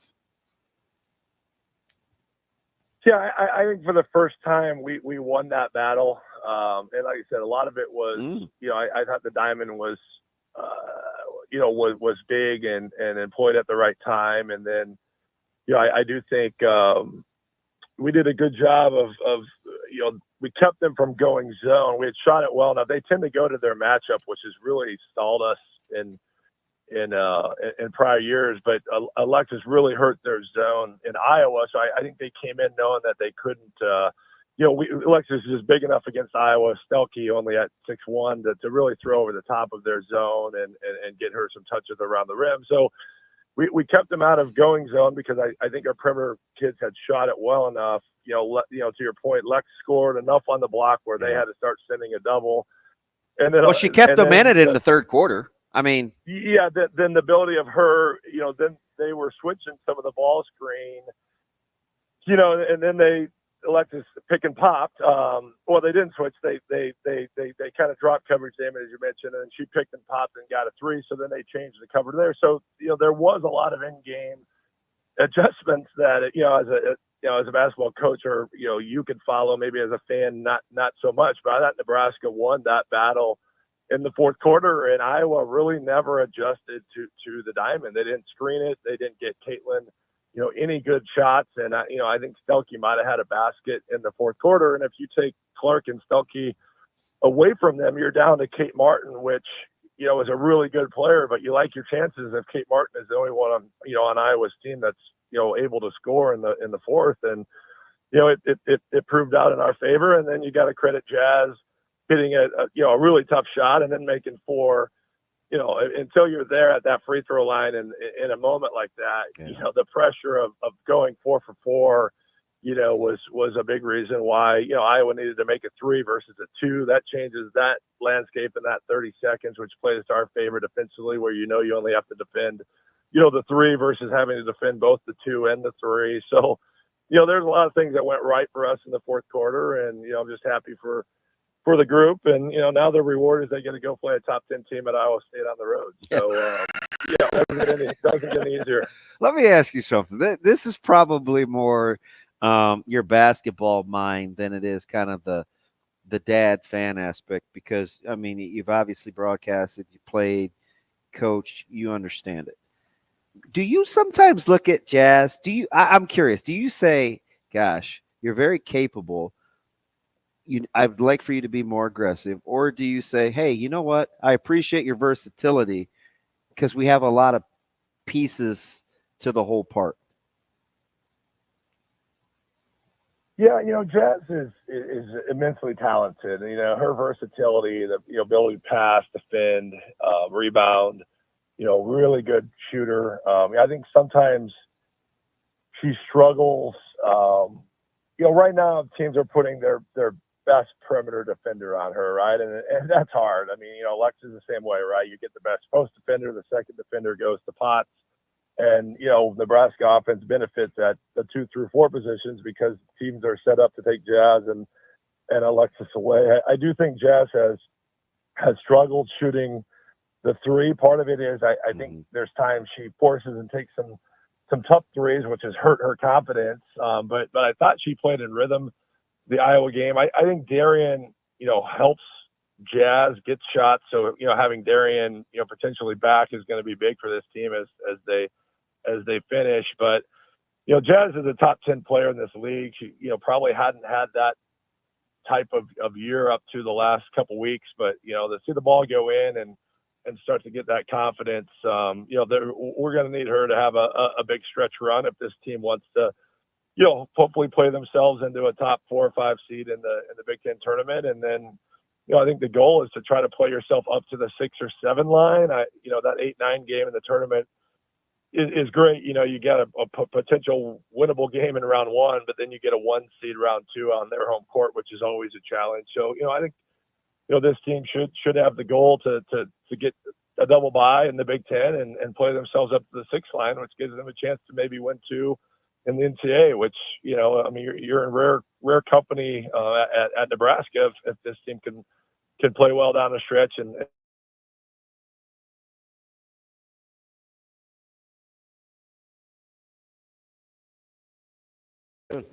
Hey, safe travels, guys, champ. thanks. Appreciate it. Yep, thanks. Andy Markowski joining us on the Warhorse Sportsbook Hotline. Interesting stuff there from Andy. Yeah, I'm glad we were able to talk to him because it's just kind of a different perspective on that. I mean, incredible victory last night, but as he mentioned, and Sam mentioned this too, now, it can either be a spark, as Andy said, to kind of send you into the rest of the remainder of the season here, or, there's a chance you just look back and be like, oh, that was a nice moment, but the season as a whole ends up being disappointing. I wonder, because Nebraska men's basketball is sort of in the same spot, right? They've got a couple really nice moments, whether it's Purdue and upsetting number 1 in the country, whether it's Wisconsin, who it seems you like, do know Purdue is going to win a national championship, right? I don't know. You feel good about that? Yeah. I mean, it'll be them or Connecticut. I think it's going to be UConn. I mean, UConn is immensely versatile. UConn scares me. I can't help but think. I just think finally it's Purdue's year. I just can't help but think that with I hate saying that, but with Edey, they're gonna find a bad matchup that makes him. What are you gonna do? Put him in ball screens? You put him in ball screens. Yeah, I mean the same thing FDU did last year, right? You play a small lineup. Did you see FDU against Wichita State yesterday? No, I did not. Yeah, they went to overtime.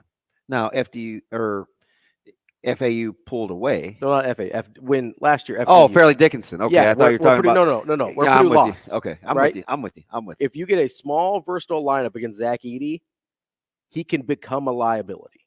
I get it. I just think there's going to be, and I don't know that I like the rest of their team enough. I hear that with Creighton's drop coverage too, and at some point they got to guard you too. They do, right? But I'll take the more efficient guy near the hoop. I get it, typically. But it does create a situation. I get it. Where you're trading 2s for 3s. I'm with you. Like if you go small ball lineup on a Purdue or on a Creighton, that makes it difficult. I mean, that's why Creighton. I probably lean more towards Kawhi Leonard or DeMar DeRozan, where if you're efficient enough from 2, sure. I think there are teams that can defy analytics. But the thing with Kawhi Leonard or whatever, he's not a liability on the other end. Right. You can defy the analytics. Although he kind of is now, but I get your point. Yeah. I 100% get your point. Right. so that's where you get into trouble a little bit with Edey. Well, you can a lot with Edey, a little bit with Kalkbrenner. That's why Creighton struggles with some of those awkward bigs. Yeah, but guess what though? But like a Klingon or somebody like that is going to be a decent matchup. Now, I thought Kalk got bullied the last time in Connecticut. Yeah. I don't know if that will happen again. I would guess not. He usually responds well. Yeah, right. Yeah. But the Edeys and those guys, they're built for guys like Klingon. It's the perimeter. That's what I mean. Guys from an athleticism standpoint. I'm not worried about a Klingon against Edey. Purdue is much better there guarding than I think we're giving them credit for because they understand. Well, and I mean law of averages, right? He's got to figure out how to offset that. That's part of Painter's job. Yeah. Is okay, I know I'm going to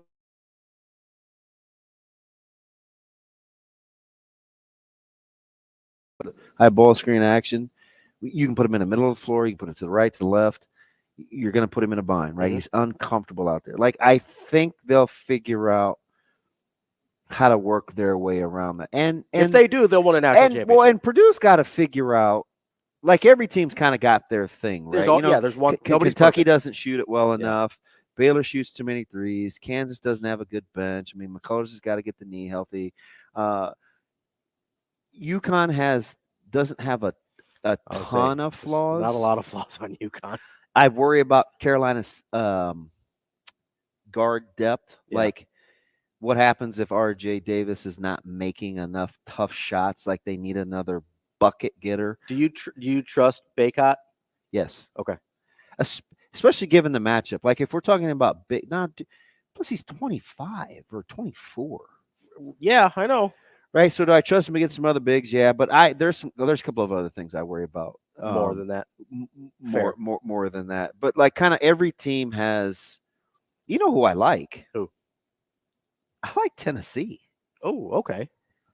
I like their versatility. Yeah. And they have a guy that's on a heater right now. Yes.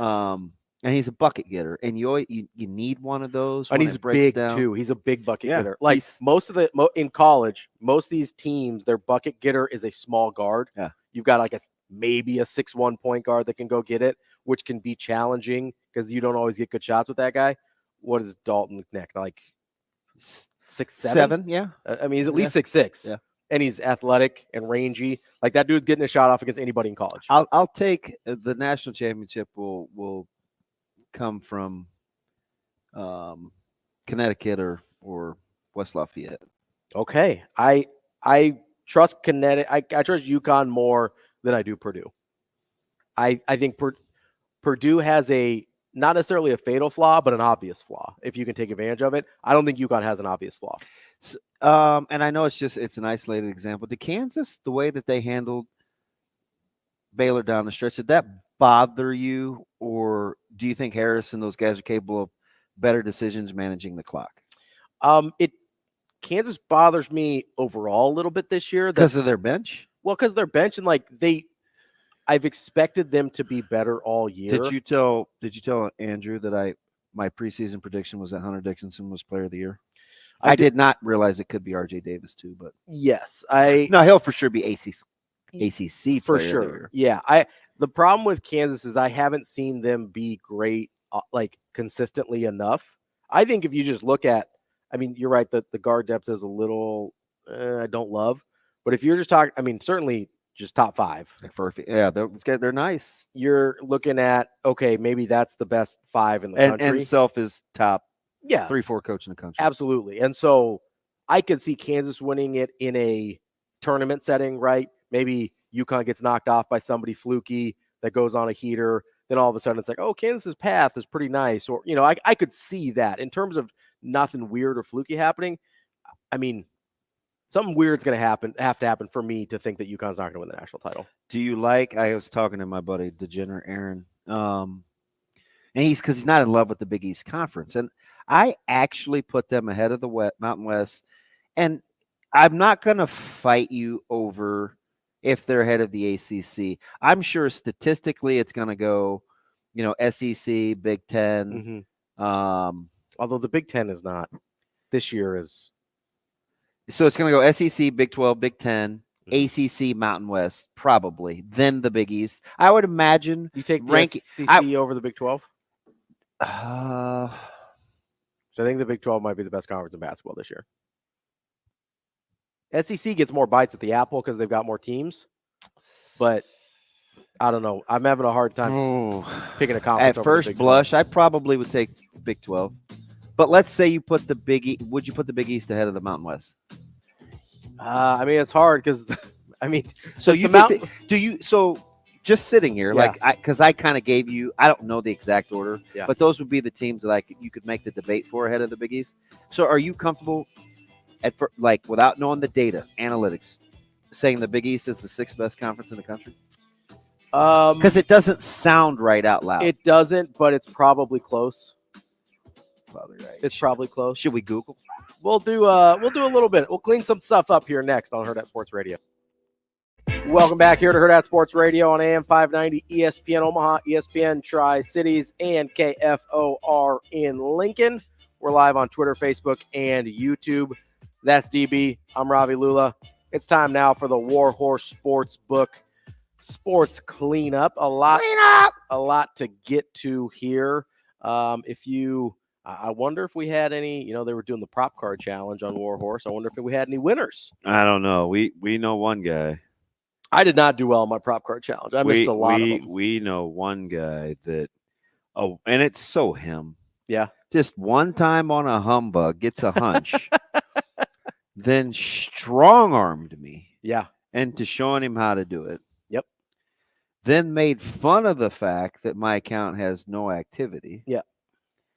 And it almost scared him off and he was like, fine, I'll do it myself. Then had the nerve enough to.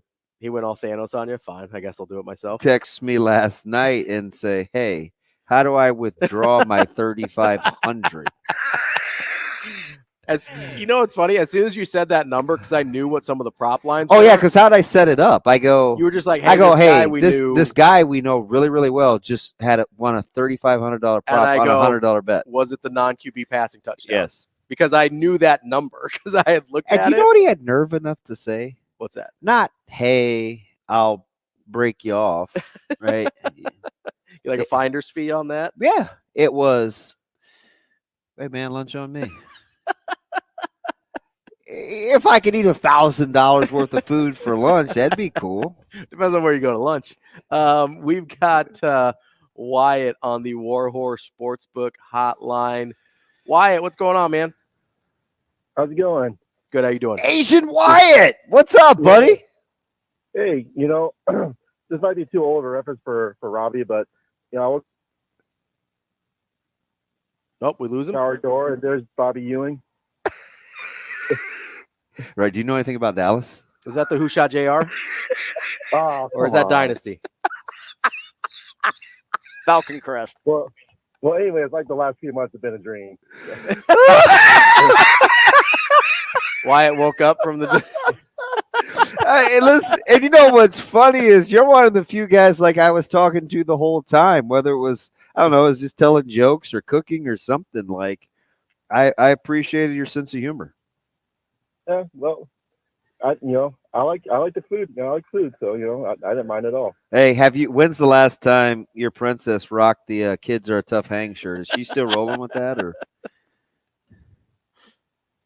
Her birthday yesterday, so. Oh, happy belated! So did it say tough hang? Did you upgrade her size? Or is she growing? No, that shirt didn't last too long, but no. She was rocking a heart. She was rocking a heart shirt with a dinosaurs and unicorns. Yeah, so, sounds like a princess. Hey, does the Broncos fan in you love the fact that the Chiefs won last night? No. Did you turn it off? As soon as the game was over. Yeah, I didn't. No post game, nothing. You're gonna have to deal with the Chiefs. That's kind of like me, Wyatt. I did not indulge in much post game. I was like, I gotta go feed my dogs. I'm going to bed. I gotta ask you. I gotta ask you one thing because you're super practical. Okay. Are you cool with how Peyton handled the Broncos, or are you like, I'm out on this guy? Not Manning. You're talking about coach. Yeah, Sean. Yeah. To be quite honest, because right now with the 1 now 3-year-old and 1.5-year-old, this year is kind of a little bit of a hibernation year of NFL. Fair. You didn't miss much for the Broncos, at least. I mean, Wow. So, I do feel like it's at first the beginning of the year did feel not great, just from what I was following. It did feel a little bit Nebraska a little bit in the last, but then it did seem like they rallied towards the end there. So I'm a little bit optimistic for next year. Wyatt, I appreciate you welcoming me back, and you'll get a kick out of this. I finally bought some mirin, and I'm not using substitutes. I made the effort to go get some mirin. All right, I'm glad you moved out of the appropriation phase.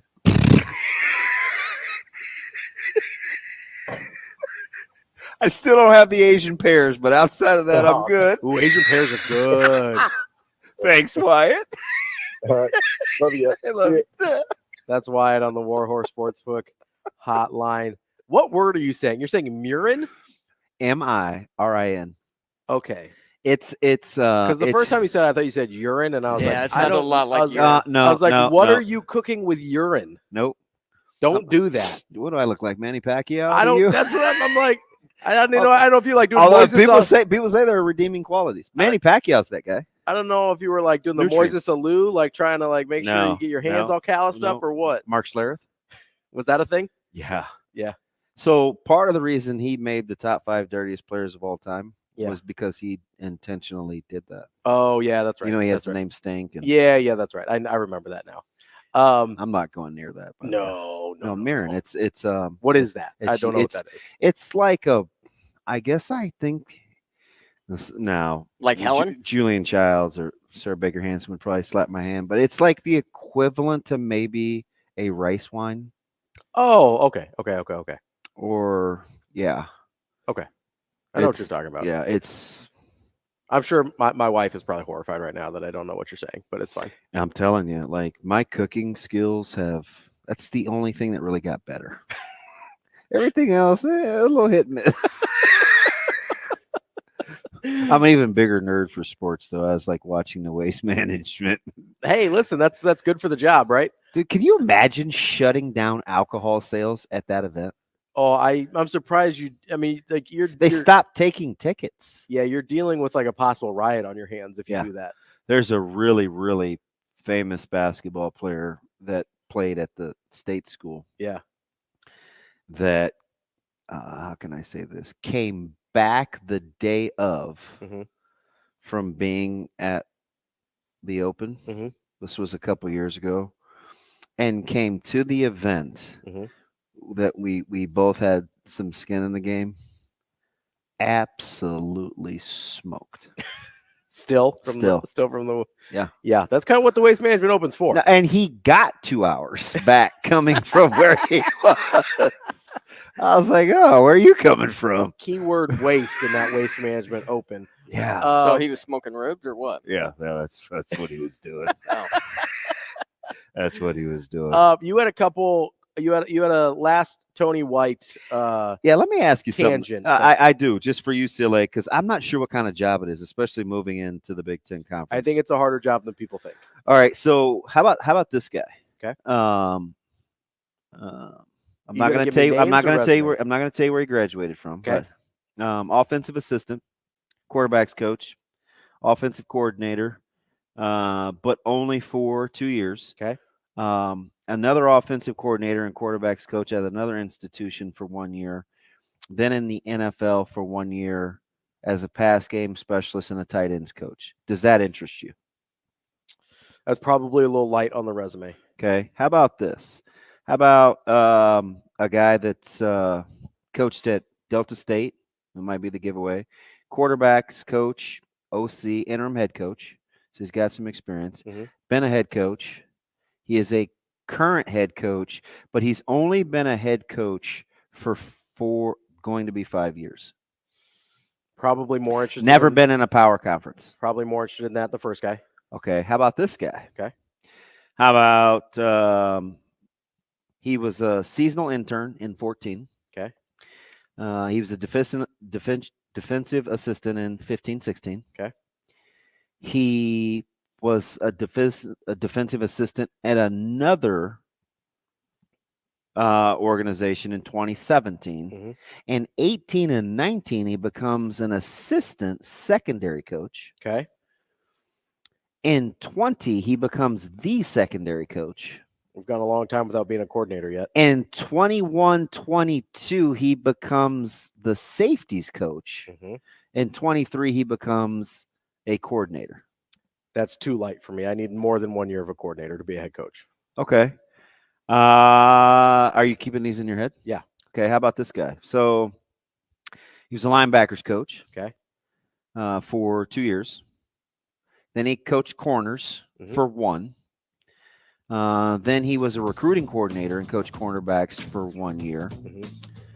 He was a cornerbacks coach and a defensive game coordinator for 2 years. He was a defensive coordinator and secondary coach for 4. My order would be the guy that's sitting head coach, That's Jamie Chadwell. the last guy, It's Tony White, the first guy, Tommy Reese, and then the fourth, the other guy. Lynn's son. Yeah, so I mean Anton Jamie Lynn. Chadwell. That lands up with what I actually think. I would take Jamie Chadwell first. Those are the respective resumes. Coming up next, we got Russell Baxter to talk a little NFL, put a bow on the Super Bowl here on Hurrdat Sports Radio.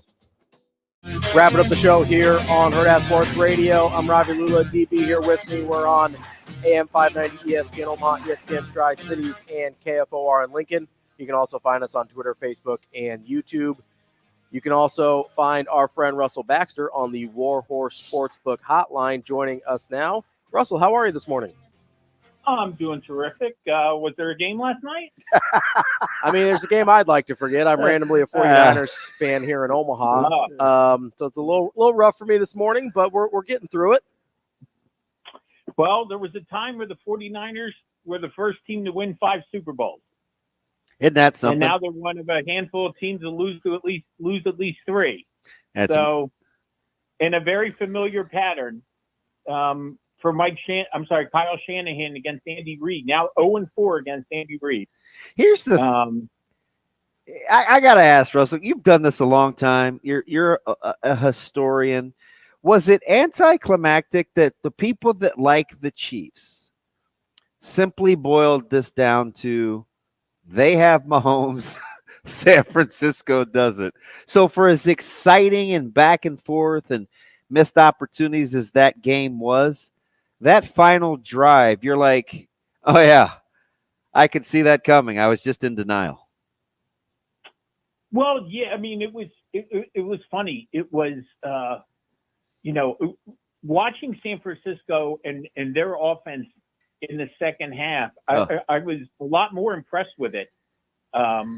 Just when it looked like that Brock Purdy was, rolling out into trouble or backing into trouble and so on, even though he only got sacked once, he didn't look comfortable most of the night. But I guess you could say that. I guess you could say the same thing last year when Philadelphia tied the score with 5 and change left.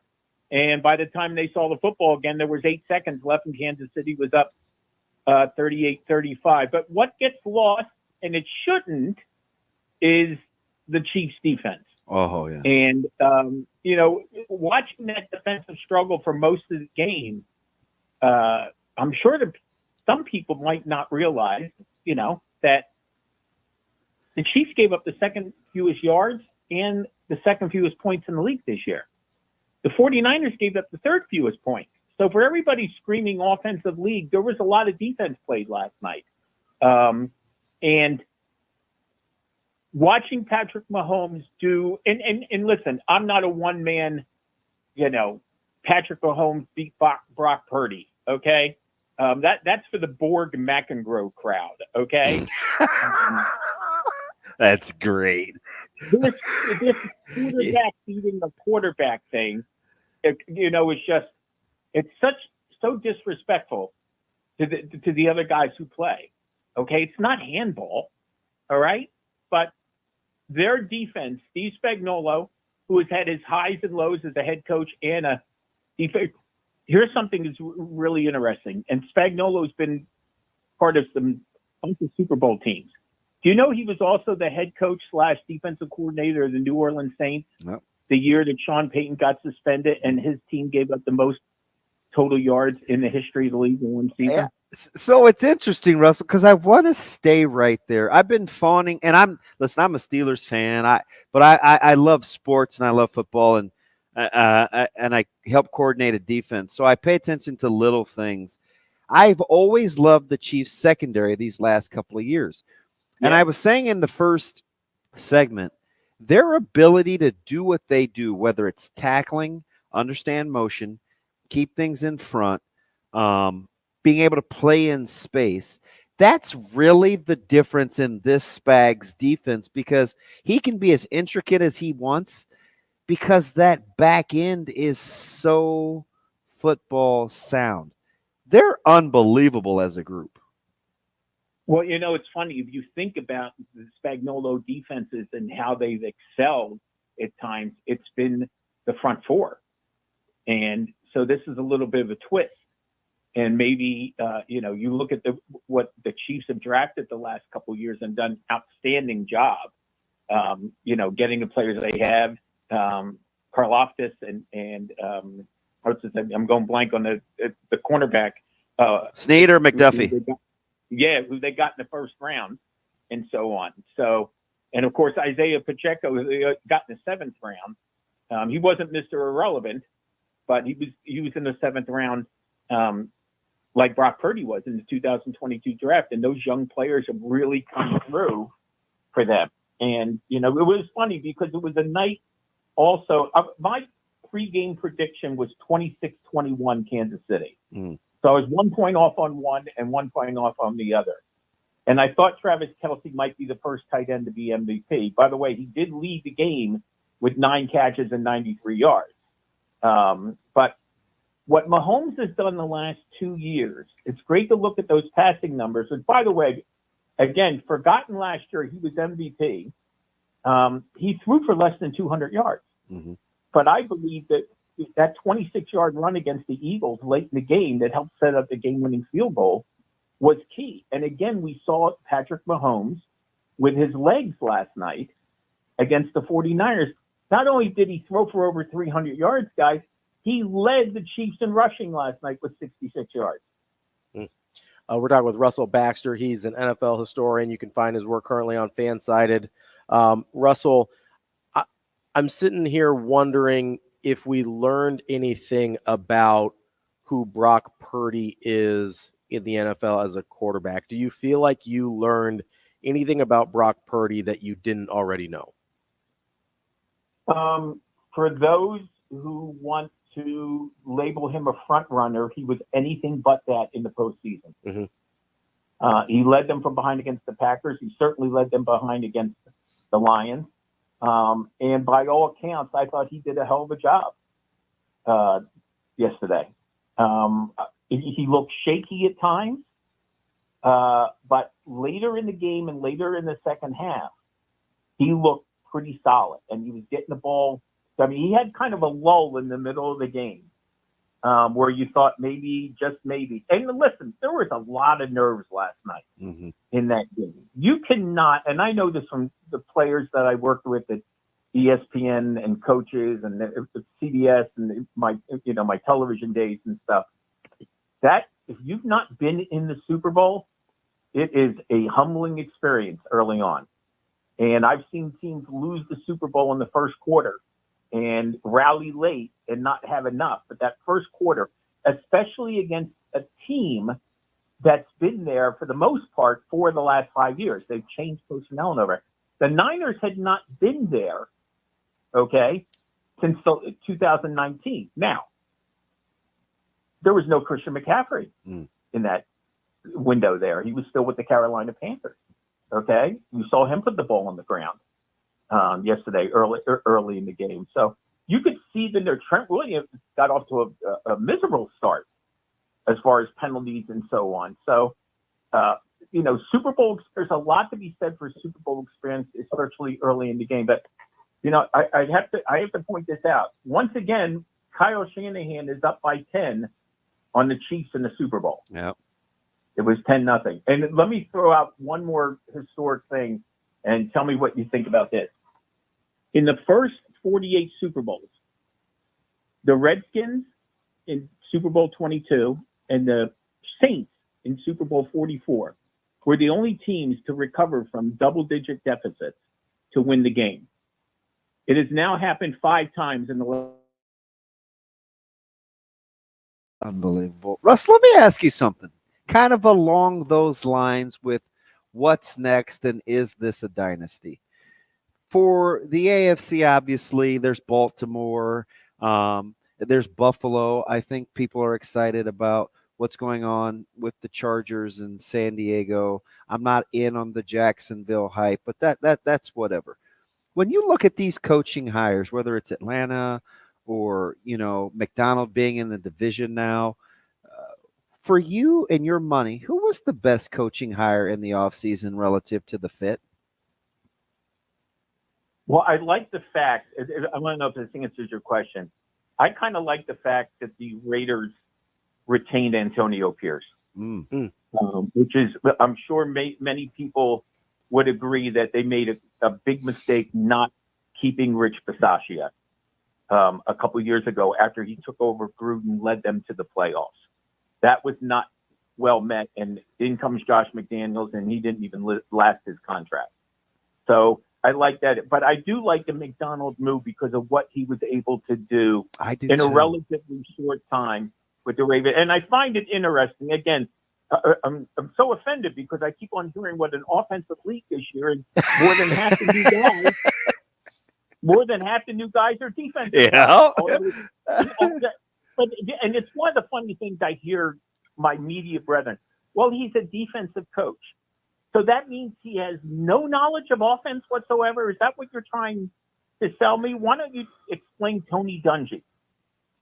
Tony Dungy was an NFL defensive back and an NFL defensive coordinator. And you guys know this. He was a college quarterback at the University of Minnesota. Yep. So to label a guy a defensive coach is offensive.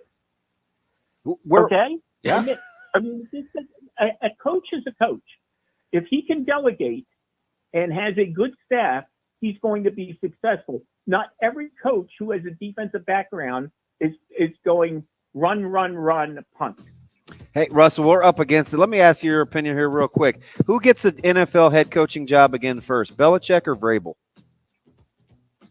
I think it'll be Vrabel. I would not be surprised if Bill Belichick winds up in TV this year. And if you will remember, and I can't remember if he won an Emmy or something like that, when they did the NFL's Top 100, he was off the charts good. Yeah, he was. That's Russell Baxter, NFL writer and historian. You can find his work on Fansided. Russell, thank you so much for your time. Thanks, Russell. You got it, guys. Enjoy. DB and I will be back tomorrow on Hurrdat Sports Radio.